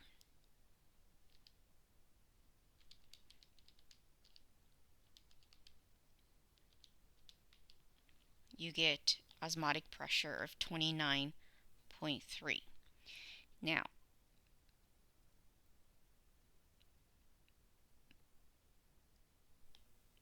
so you're just straight out calculating the pressure. So that is the final answer. Now we get into vapor pressure, lowering specifically. So when you add a solute to a solution, what happens is oftentimes the solute strengthens the interaction with the solvent. So it basically lowers the ability for the solvent to vaporize, and thus adding a solute to a solution lowers the vapor pressure. The von Hoff factor is actually embedded in the mole fraction of the solution. So please be aware this is where the von Hoff factor is, the I. The I is embedded in here, and we'll see it when we do a problem how it's embedded. When only the solvent vaporizes into gas, you can calculate the vapor pressure of just the solvent. And that vapor pressure is what you're seeing as far as your vapor pressure chart for something like water. A solute is considered non-volatile when it's not able to evaporate into a gas. So in other words, the solute that you're adding that's non-volatile is usually a solid of some sort that's pretty strongly held together, and that substance doesn't evaporate into gas naturally. But the solvent does, because the solvent is held by weaker intermolecular forces rather than the intra that's held together for a solute that is non-volatile. Let's go ahead and look at example 24. When I read a problem like this, I read it very carefully once again and label what I can, okay? So I'm looking at the solute here.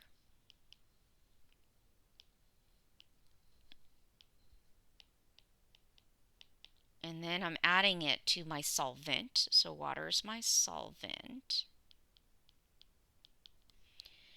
And then it says at this temperature, the vapor pressure is given to us of water. So this is important.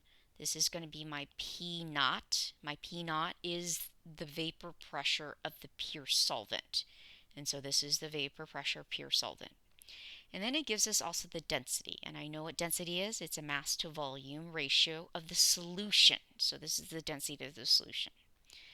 And then it tells you the density of glycerol by itself. So this is pure glycerol's density, mass to volume ratio. And that will allow us to be able to convert glycerol's milliliters into grams if we wanted to. And we will need to do that as we try to get to the moles of mole fraction of glycerol. Um, by the way, we're actually looking for the mole fraction of water. And I'll explain this to you or I'll explain it very clearly. It's all about water and its ability to vaporize. So it makes sense for us to find the mole fraction of water using the vapor pressure of pure water to understand how much vapor that water contributes. So A is going to oftentimes represent that of the pure solvent, which is water. Okay, clear your head and make sure you know where you're going with this. So essentially what I'm going to need is water here. I'm trying to find the pressure of water when I add a solute, which by the way will lower the mole fraction of water. And of course I know the vapor pressure of pure water. So I need all these components of water. I'm going to start slowly and work my way. And really my focus right now is to find out the mole fraction of water. So I need all the pieces of what's in the solution, including glycerol and the water. So the first thing I want to do is convert my 10 milliliters of glycerol into grams. And I know density. Density of glycerol is given to me. It's stated that for every 1 milliliter of glycerol, there's 1.26 grams of glycerol. So this is all about glycerol. And I'm not ever hesitant to make sure I label, because labeling is very, very smart of me to do. And so that will convert my grams or my milliliters into grams of glycerol. Now I want to get to moles because I want to get mole fraction set up. And so I need the molar mass of glycerol. So 1 mole of glycerol, C3H8O3, and that would mean I have to bring out my calculator and start calculating the molar mass of glycerol. I got 92.11 grams of glycerol for every 1 mole of glycerol. And that will give me my moles of glycerol, which is what I want. So cross cancel what you need and then multiply it all out, please. So notice milliliters cross cancel, grams cross cancel, and you're left with moles of glycerol. So 10 times 1.26 and then divided by 92.11. Okay, and I got 0.137 moles of glycerol. Now, I now need water, and I'm going to focus on water and trying to get water's mass or moles. Now, I'm given density, and that density is really density of the water. It looks like it says its density is 0.9 or 988. So this is water's density. Now, how am I going to get, here's 500 milliliters of water. So I'm going to take that water and do what I did with glycerol, I would approach water in the same way that I approached glycerol. So I would say 500 milliliters of water. Apologize, earlier I said that was the density of the solution, but it actually is water, reading it carefully. I know that for every 0.9988 grams of water, I have 1 milliliter of water. And then I would use molar mass of water, which most of us remember is 18.02 grams. and that will give me my moles of water. So dividing, multiplying, dividing, what you need to do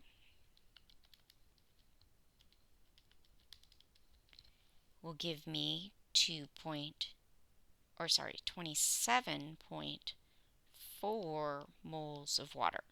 So I can do my mole fraction here. And because I'm out of room, class, I'm going to erase. Room, I'm planning to erase a big chunk of this. So make sure you get this information right here. I'm going to keep this part so I can do mole fraction. Okay, so to do mole fraction is it's simply taking the moles of what you want. In this case, it's water, right here. And then I'm going to total up and add these two values together. I get 27.55. My fraction ends up showing that there's a large percentage of this solution to be water's component. That's why it's like 99.5% of this solution is water, mole-wise. So now I'm going to use my vapor pressure equation and start inserting all my values in. I'm trying to find what the new vapor pressure will be. So I am going to do this in black to delineate, and that's P of water equals the vapor pressure of water equals the mole fraction, which is 0.995, and there's no units to this. And so I found out that the vapor pressure is 92.5 torr. So this is the unit I'm going to end up with, is a torr unit. My final answer is 92.0 torr. Now this makes actually, so what you see is the vapor pressure lowering, and let me note where you're seeing that. Pure water has a vapor pressure of 92.5 torr, but then when you add the glycerol to that pure water, it's actually going to make the vapor pressure lowered to 92.0. Now this answer is obviously wrong, so I should have it corrected on your sheet. Again, 92.0 torr is the answer. But how is that so? Why did the vapor pressure not lower that much? Because the mole fraction of water is such a dominant part of it. You didn't add enough glycerol to lower the vapor pressure that much. And that's why this fraction is made up of mostly water and still made mostly of water. If it was 100%, you and I would know that this vapor pressure would be 1 times the total vapor pressure, which gives you the same number. But because that glycerol lowered the mole fraction to be less than 1, you're seeing that the vapor pressure lowers by slightly, ever so, like 0.5 torr here. So please make sense of these numbers. We are lowering the vapor pressure due to this glycerol contributing to the mole fraction, lowering that mole fraction to be less than 1, giving us a vapor pressure that is lower than the original pressure right here of 92.5. Please pause the video and work through example number 25. I should give you a little bit more room. I know it's a little tight in space, but you should have more room to be able to complete this problem. When I finish this problem, you'll see me work through the problem on the sides, okay? Okay, I do want to explain this problem because it does require a couple of things. So here's the definition for percent by mass. So 3 grams for every 100 grams of solution. So this is defining those pieces of this 3%. It's always good to do that so that you know what are you going to use, what piece of this ratio are you going to use. And the piece we're going to use is the grams of solute converted to moles of solute. And realizing that there's 2 particles that this will dissociate into, this is where I'm factoring the von Hoff factor. So I'm going to double that, and that's total moles of ions.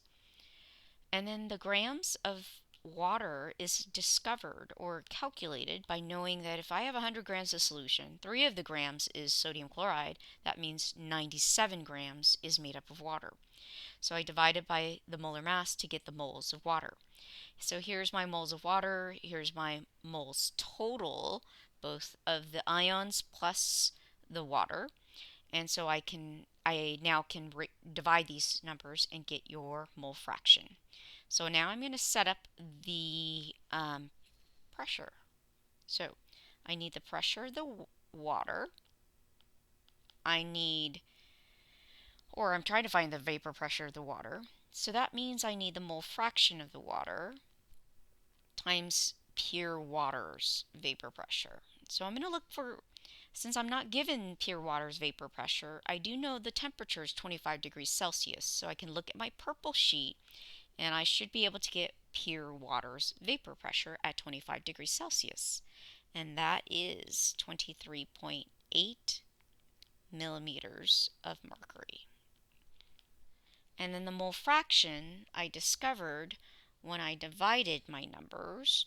So I'm going to divide, or when I calculated over here what this number is, and I'm going to do that in my calculator,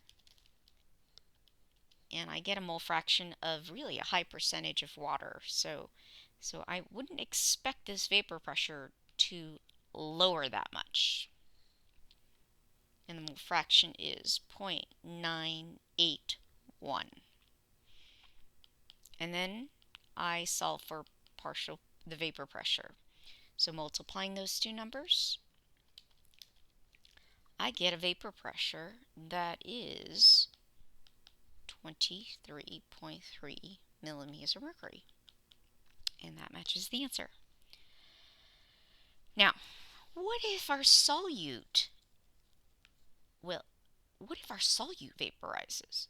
Now, if our solute vaporizes, we're going to have to calculate the vapor pressure of the solute plus the vapor pressure of the solvent and add them together, just like Dalton's law suggests.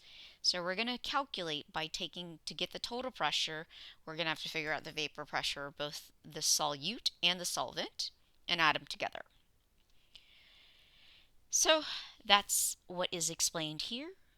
When both the solute and solvent vaporize into a gas, you will have to calculate the vapor pressure of each component and then add them together to get the total pressure.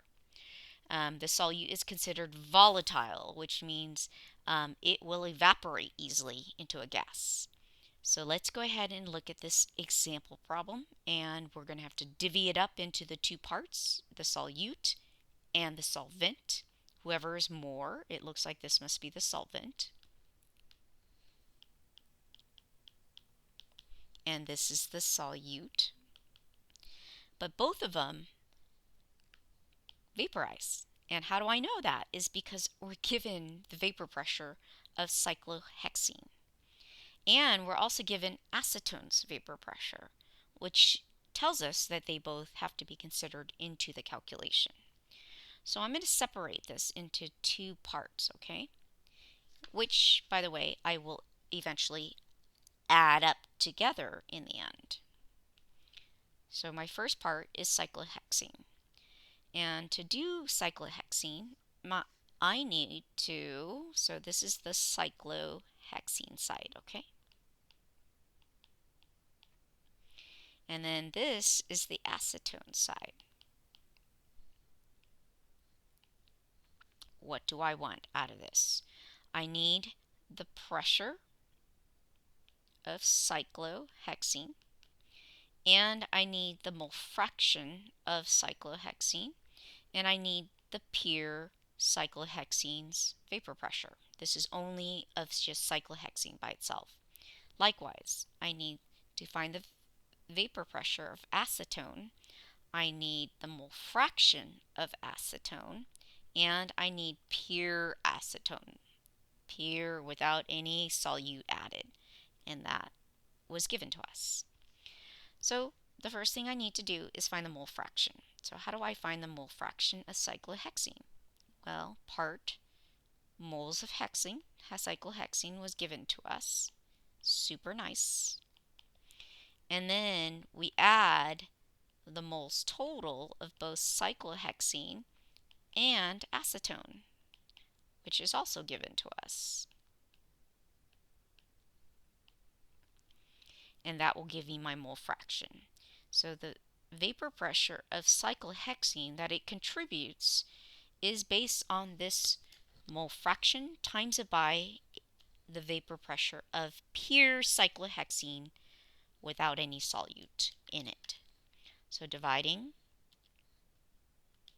getting my mole fraction, calculating in my calculator, I get 0.359.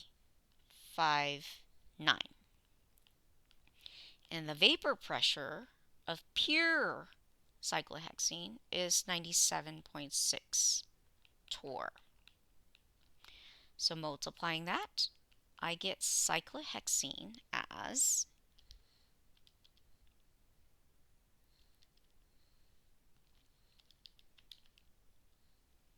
35.0 torr. So this is the vapor pressure of cyclohexene that it contributes. Now I'm going to do the same thing over here, but now I'm going to work with acetone. So instead of 1.4 moles of cyclohexene, I'm going to put 2.50 moles of acetone. And the sum of the two, when I add the total moles, is 3.9 total moles in the solution. And so now I'm going to substitute all my values in. I'm trying to find the vapor pressure of acetone equaling the mole fraction of acetone, which I found to be 0.641.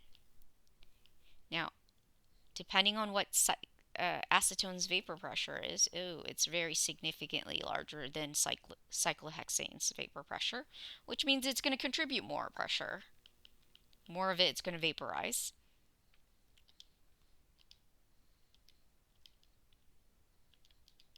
Because not only does it have a higher vapor pressure than cyclohexane, it also has a higher percentage mole fraction of acetone in there. So multiplying that, I see that the vapor pressure that acetone will contribute is 147.1 torr. Now, what do I do with those two? Well, both are going to be vaporized and they're going to be contributing to the vapor above the liquid. So I'm going to add them together to get your total pressure. And so PT is going to be the sum of those two values, which ends up being 182. So PT equals, and run out of room, 182 torr. Okay, so it's just the sum of both. I want you to pause the video and work through example number 27. So here is the work for example 27. I just decided I took the liberty of putting mole fraction inside here, but it's mole fraction of CH2Cl2 right here. Likewise, I took the liberty of putting mole fraction of CH2Br2 in here and then use its vapor pressure to calculate in the end the vapor pressure contribution. And I know the total pressure is the sum of each of the gases and their vapor pressure, and I found out what that amount would be given that they're mixed together in fractions of their contribution to the solution, and so the total pressure is 51.9 torr. In this next set of problems, they're mixed problems, and you're mixing problems with colligative properties to calculate the molar mass. So this technique allows us to be able to find molar masses of compounds and identify them in the end. Just a reminder, molar mass of anything is really the mass to mole ratio of that same substance. And here in this example, if you read it carefully, you've already gone halfway through this ratio. Here's your mass of your compound. And you're dissolving it in benzene, and you're using benzene's boiling point elevation to understand what the compound is. So we have to piece it out separately. Again, we're halfway there though. Here's the mass of your compound. And I'm going to write it next to that. Here's the mass for this example problem. The mass is 1.20 grams of your unknown compound. And let's put UNK represents unknown compound. I just need the moles of my unknown compound. And how I'm going to achieve the moles is I'm going to use the boiling point equation to do that. And it's probably through the molality that I'd be able to find the moles. So the first thing I do is I take that equation, delta T B equals, this is a reminder of what the equation is, molality. And I'm going to need the solvent. So I have to figure out who the solvent is. And it looks like benzene is the solvent. And the molecular compound is the solute because it's being dissolved in benzene. So I'm going to look for the Kb value for benzene on my purple sheet. And I see that the Kb value is 2. Okay, first the von Hoff factor. It's 1. It's a molecular compound, which is molecule covalent. It sounds covalent to me. Boiling point depression, Kb, is 2.65 degrees Celsius, kg over moles. And then molality is what I'm trying to look for, and I see the change in temperature. Now, if you look at the chart, it tells you also what the boiling point of benzene is. Benzene boils at 80.1.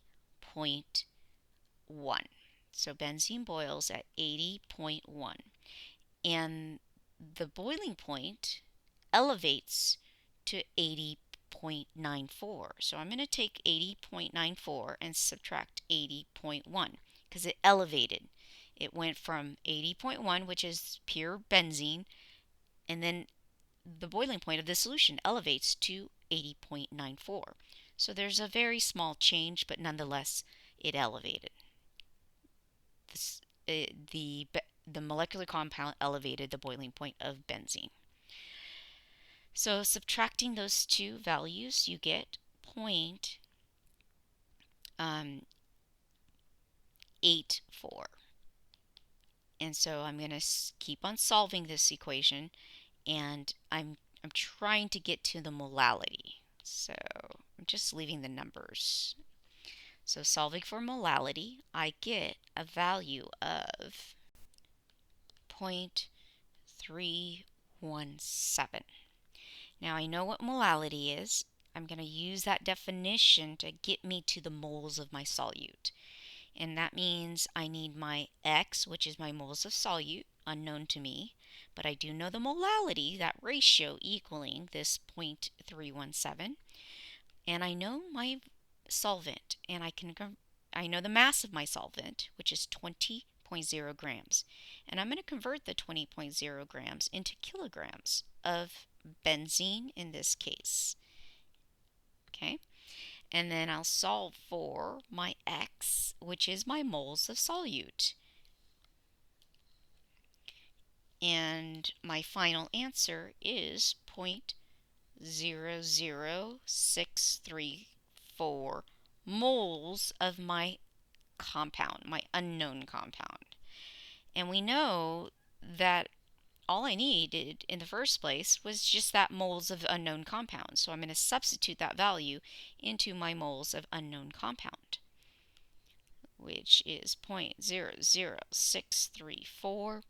And my ratio, when I take those two and divide it with one another, the grams and the moles, ends up giving me 189 grams per mole. All right, I would love for you to work through example number 29. All it is about practicing. You really do have to pause these videos whenever I ask you to do so that you can practice what we're doing and you get the practice needed, not just copying of my answers. You really do need to practice these problems. Pause, please. Okay, so I know I'm using osmotic pressure because it says right here.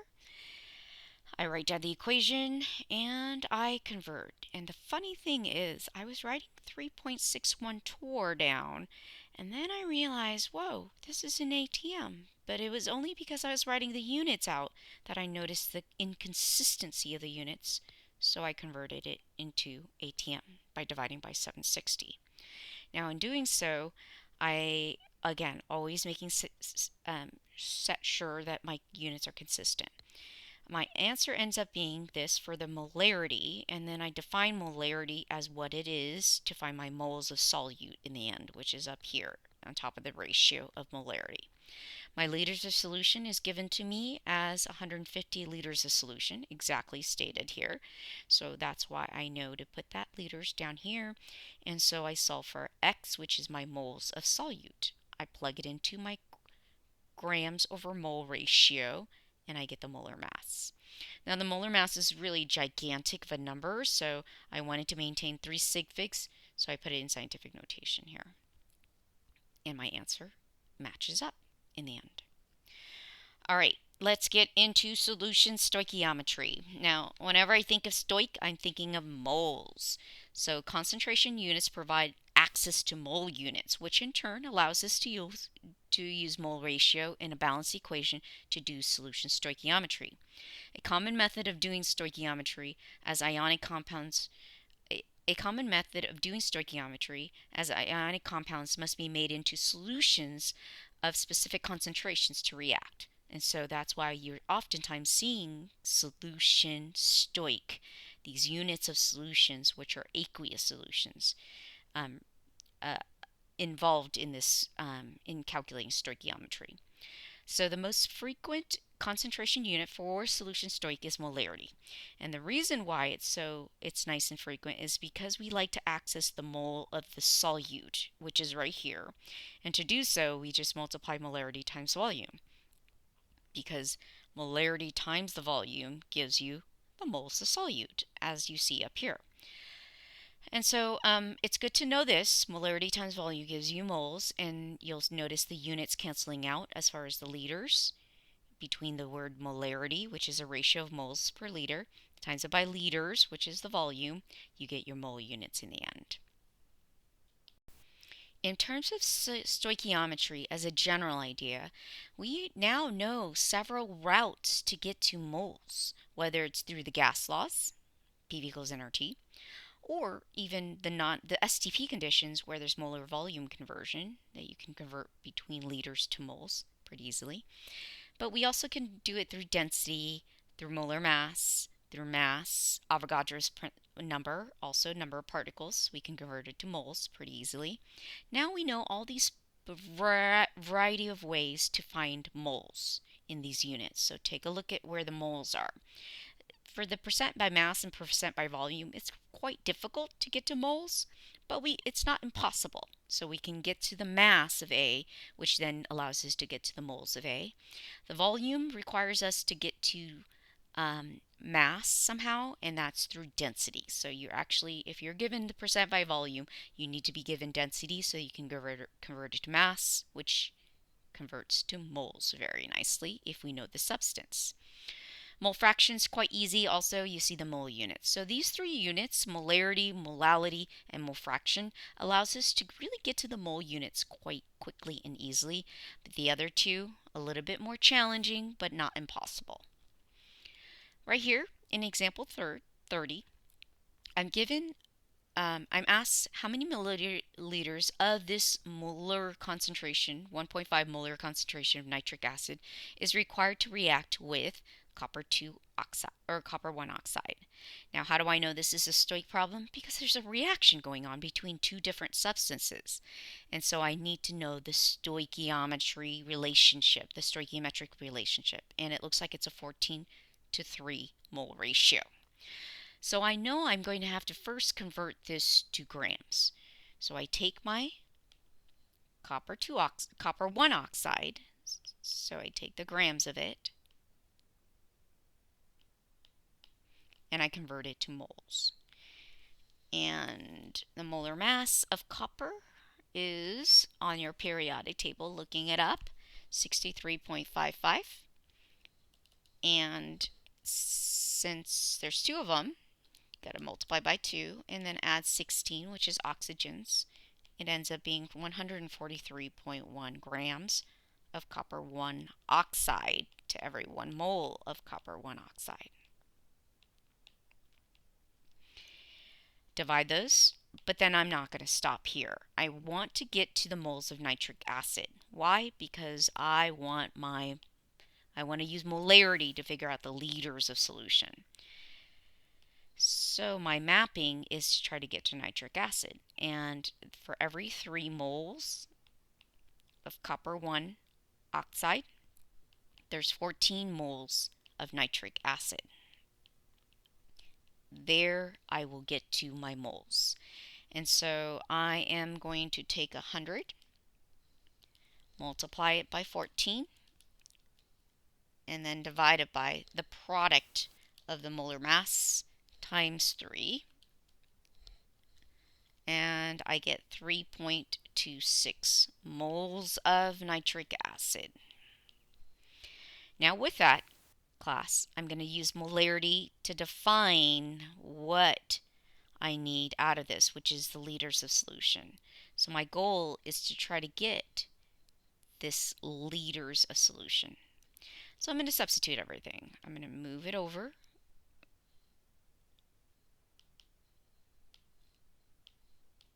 And substitute all the pieces of that puzzle, which is 1.5 molarity is given to me, equals my moles of nitric acid is 3.26 moles. I need my liters of the solution, so that's my X. So solving for X, I get, in the end, 2.17 liters, which is in milliliters. Move it over 3 spaces, 2170 milliliters. So here's my answer. Now, in 31, now I have to do some stoic with these numbers. And so I know to set up an ice table to help me to see limiting reactants and such. How did I know that? Well, I first knew I was given a moles, so agree that molarity times volume gives you moles. So this multiplied together, as long as it's in liters here, so I do have to do a quick conversion to liters. If I multiply molarity times volume, I'll get moles of magnesium chloride. I'm also given concentration of a certain volume of silver nitrate. So I'm given moles of silver nitrate. So I'm going to have to figure out who is my limiting reactant from that. So multiplying these two values together, once again, I know this means multiply 99% of the time, but I need to convert this to liters, okay? So there you go, my liters, and this is 0.100 liters. So multiplying those two values, and I'll do it in here so you can see it. Alright, so let's go ahead and multiply these two values right here, these two values for magnesium chloride, and I'll do it on the side. So 0.01000 liters for sig figs times it by 10.0 molarity will give me moles in the end.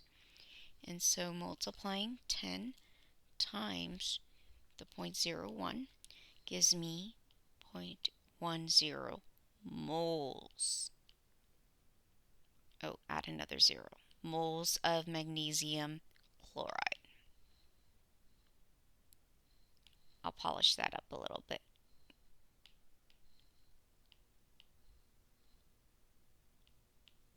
There. And that is the units moles. The second one, which is silver nitrate, I'd be doing the same thing, which is 0.100 liters times it by 2.20 molarity, and multiplying those two numbers, I get 0.22 moles of silver nitrate. I plug it into my ice table as a way to help me to see who is going to limit this reaction. The ice table is very nice, class. I really find it to help me to really guide myself through. And ultimately, I'm trying to find the products, which is silver chloride right here. So ultimately, I'm looking for the end product here of silver chloride. Now, who is limiting? Well, remember how we do this? Divided by the coefficient, divided by 1, you get 0.1, which is pretty easy. Divide by 2, you get 0.11, so it looks like this is the limiting reactant, the magnesium chloride, because it's going to run out first. So I'm going to subtract that amount, and then I'm going to subtract twice that amount to make that same stoichiometric amount, so it's a 1-to-1 ratio, and of course twice that amount is what I'm going to make of silver chloride. So notice how this change really matches up to the stoichiometric coefficients that are reacting in the chemical reaction. So it's a 2-to-1 to 1-to-2 ratio. Now the easiest part is to subtract this, and so I'm left with 0.020 moles. No limiting reactant left, as we should expect. And this is the moles you have of each of these substances. Now this is the easy part. We have silver chloride right here, so we're just going to do a gram to mole conversion between for silver chloride. So the molar mass of silver chloride is in fact 107.87 plus chlorine, which is 35.45, 143.32 grams, and then voila, I have my answer. So my answer ends up being 28.7 grams. I'll write it in a different color so it can stand out. 28.7 grams of silver chloride, which is our precipitate. Now the next question asks, how much silver remains? And there are silver remaining, so look at the excess amount. There are silver remaining. So if this is how many moles of silver nitrate, notice that in silver nitrate there's only one silver ion. So I'm gonna show that conversion, even though it's easy enough to know what the amount ends up being. So this is the moles of silver nitrate. I know that every 1 mole of silver nitrate, there's 1 mole of silver ions. So it's kind of easy to see that mathematically. And so all we have to do is find the moles of silver ions. And it would be the same number. So this is the moles of silver ions, which is what I want according to what I'm seeing. But this bracket represents molarity. So it's asking for what is the molarity concentration, which means I need to divide this number, the moles, by the liters.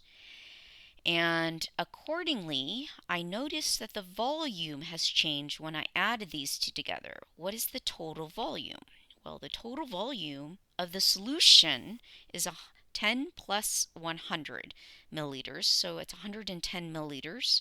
So converted into liters, that's 0.110 liters of solution.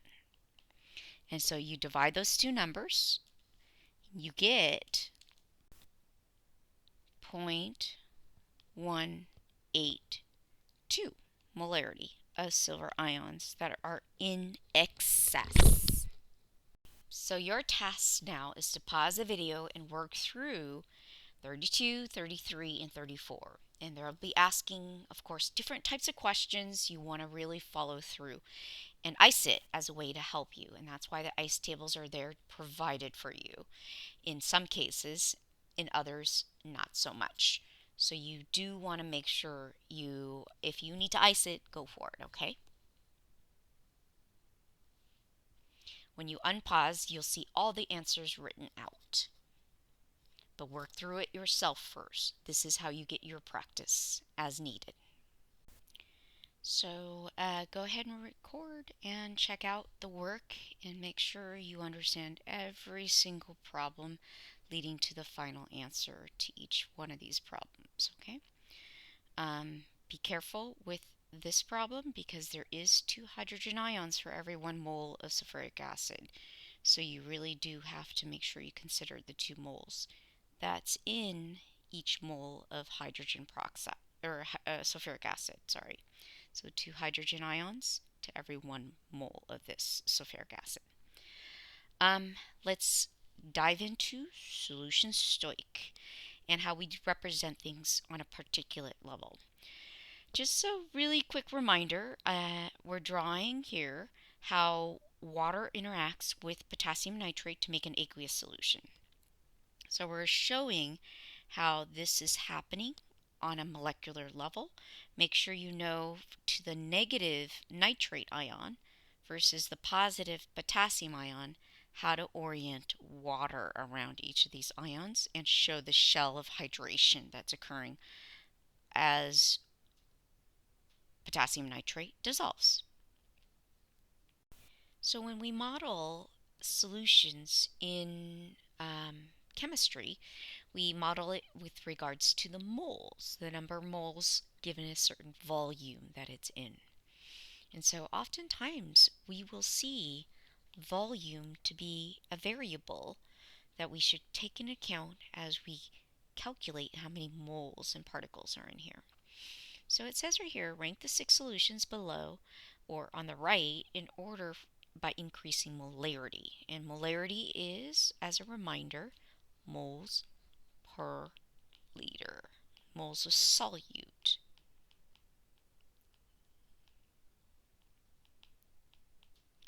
per liter of solution. And I'm going to abbreviate the word solution. So we know that the higher the moles, the higher the molarity. Okay? So it's best to try to equate all the volumes. So if this is 25, I'm going to double up the particles to represent what it would be in 50. So I really am going to have to make sure I equate the liters of the solution. So this one will be, and I'll count each moles of particles for every 50 milliliters of solution for each one. So I see 1, 2, 3, 4, 5, 6, 7, 8. So there's 8 there. And I'm going to note that. 8 here. 8 particles per 50 milliliters. And then I'm going to count the next one. So 2, 4, 5, 2, 4, 5. So 10, 12. So there's 12 particles in that one. This one has, in 50 ml, 4 particles. That one's easy to spot. And then you go to D, and D has 4 particles. This one has 2. However, because the volume is 25, if I double up the volume, I'm going to double up the moles. So I'm going to assume it to be twice that, okay? And that means I'm going to have 4 here. And likewise here, I'm also going to double it up because the volume is 25 milliliters. That means it's 8. So I am going to rank them.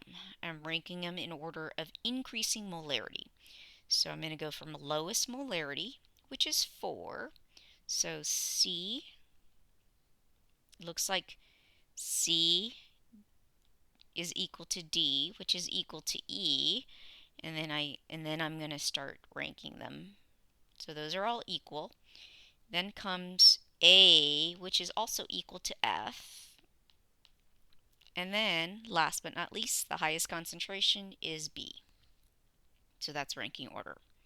By the way, all these answers are all located at the very last end of this whole, from 36 all the way to, or 35 all the way to 40, I believe. So there, it's at the very end. How do you prepare 100 ml of a 0.1 molar solution of magnesium chloride, starting from a 0.20 molar solution of magnesium chloride? So it looks like I'm diluting, right? I'm going from a high concentration to a lower concentration. So I'm going to have to figure out what volume I'm going to need to grab from the higher concentration to make a total volume of, and add water until I reach the 100 ml. So I'm sure it's going to be less than that 100 for sure. So I'm going to calculate MA, or M1 V1 equals M2 V2. This is a dilution problem. So what is my M1? My M1 is going to be 0.20. I want to find how much of the more concentrated, and I'm going to try to find the V1 of that. So I'm trying to find the volume that I would take of the higher concentration to make a lower concentration solution. That is 100 milliliters. And I can leave my volume in milliliters if I wanted to, because this is a proportion. Notice the proportion of one side equaling the second side. So V1 is, in fact, when you multiply and divide that, and I have not quite done that yet, so I'm going to do it in my calculator right now, as you all should.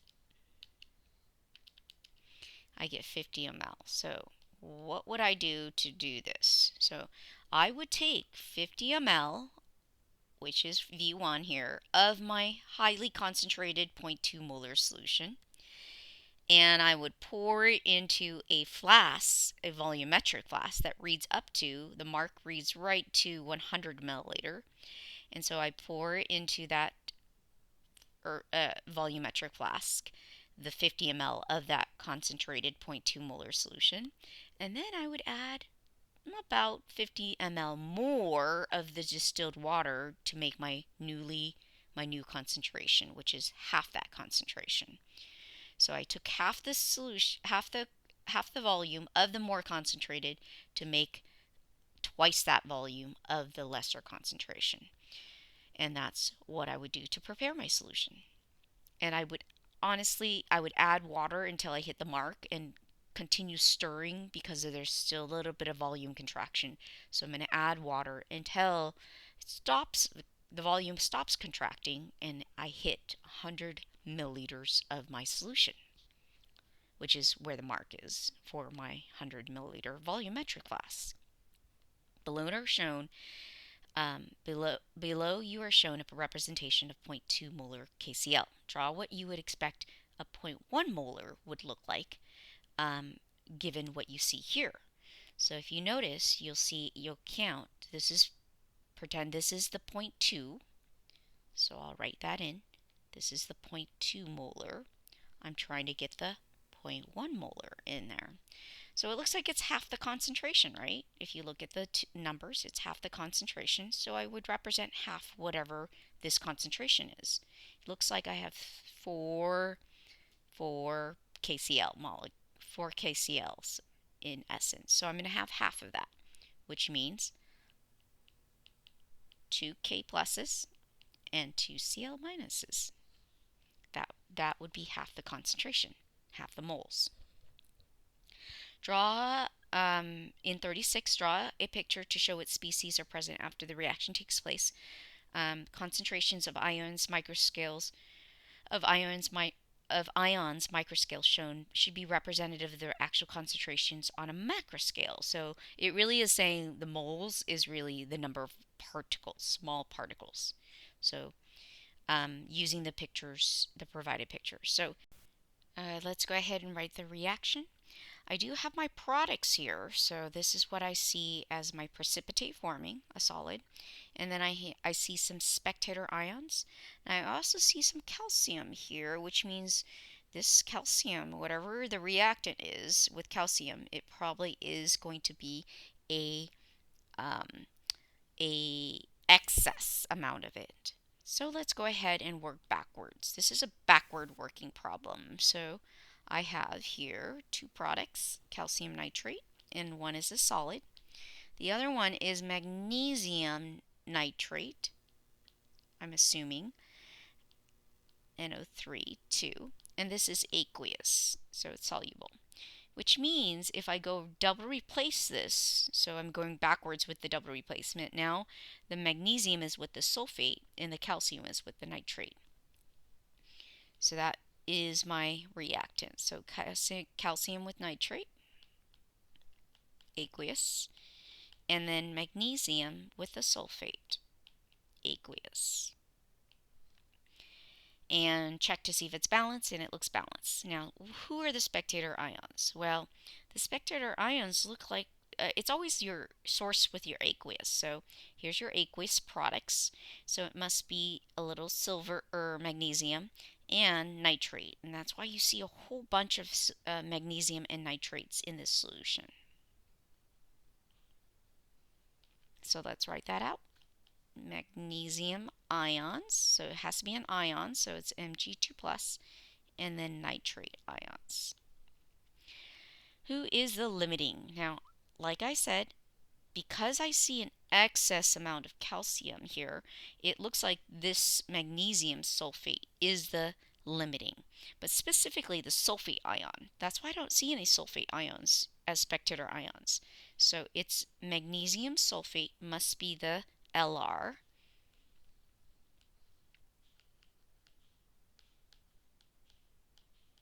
And then the excess must be calcium nitrate.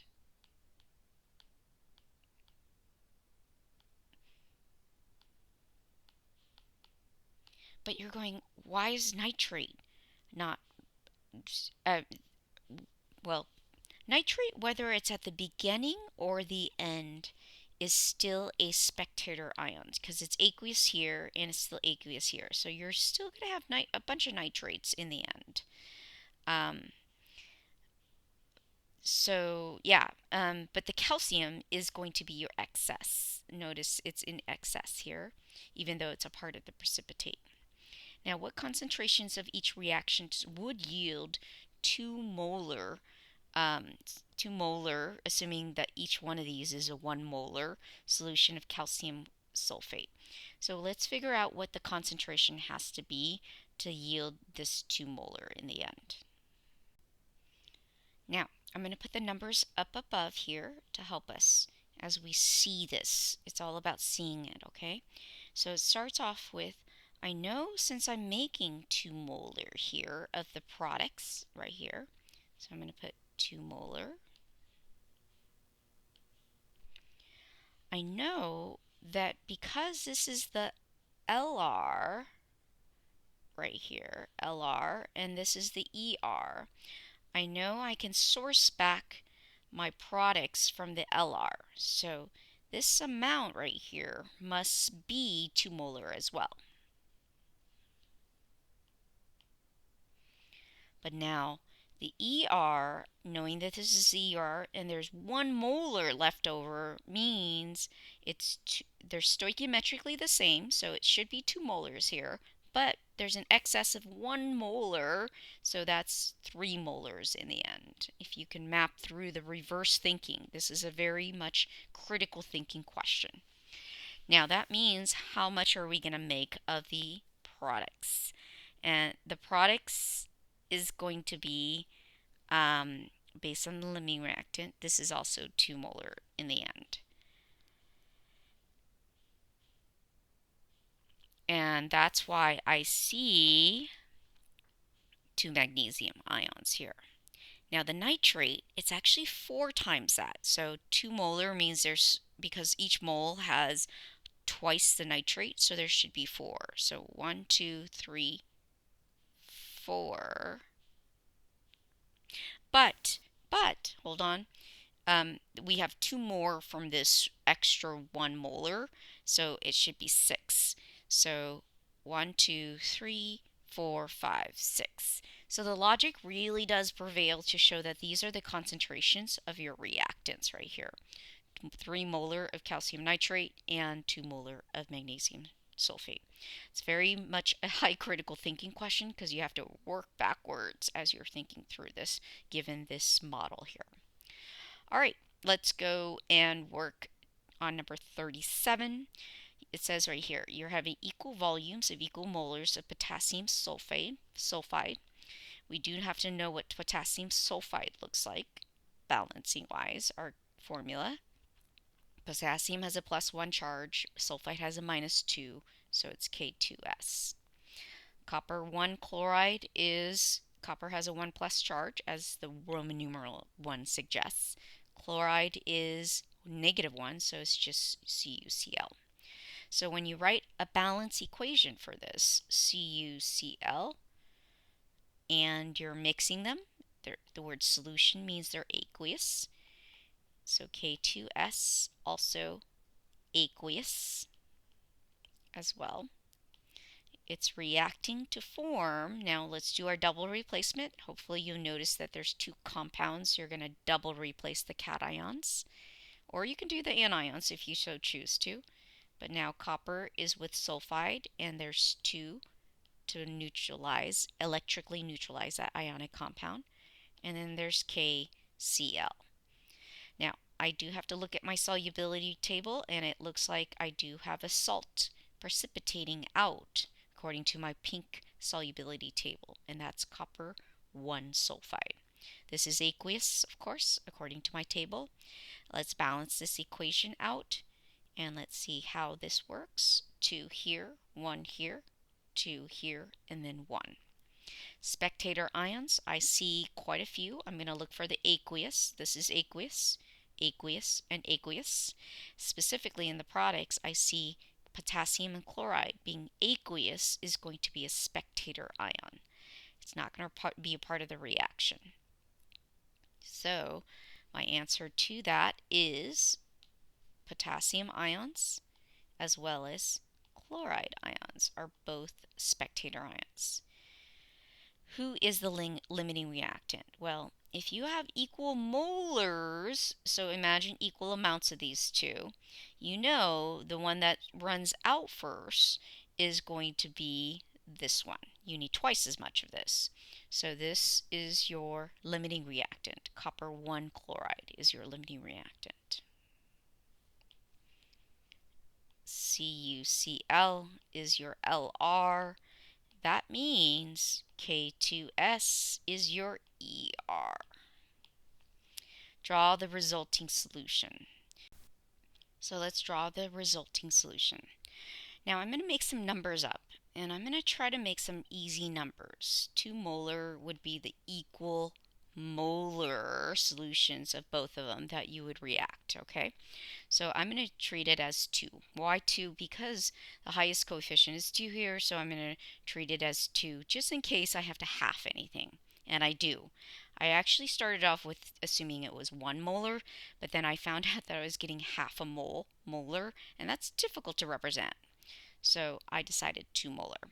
Now, limiting reactant wise, this is my limiting reactant, so I'm going to react all of this to make my precipitate, which is half.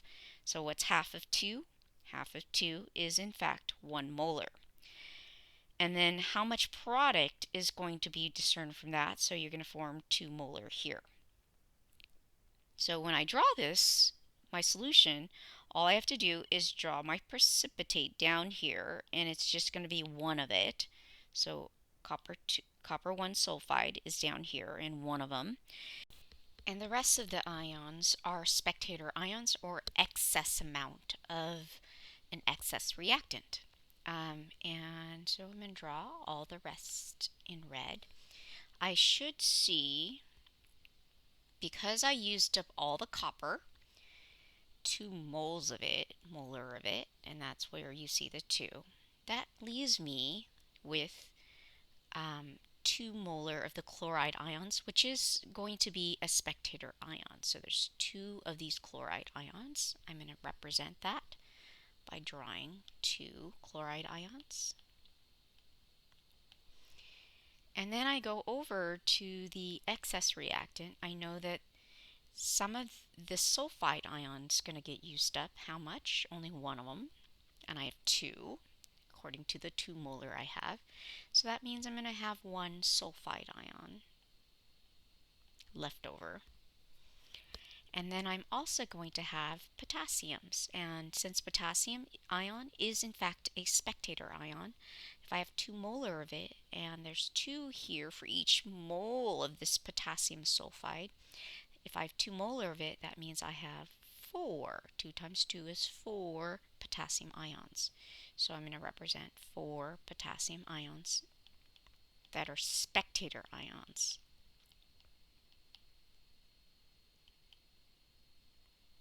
And there we have it. All the ions that are in the solution, including your precipitate, copper 1 sulfide. The next set of problems from 38 to 40 on your own. Work through the calculations and such. This is an important part of visualizing stoichiometry in a chemical reaction. Don't forget to check your answers in the end. I did make an error on my answer key, which should be fixed on yours. There should be no nitrate in this beaker here. But yours should be edited. This ends the unit on solution stoichiometry.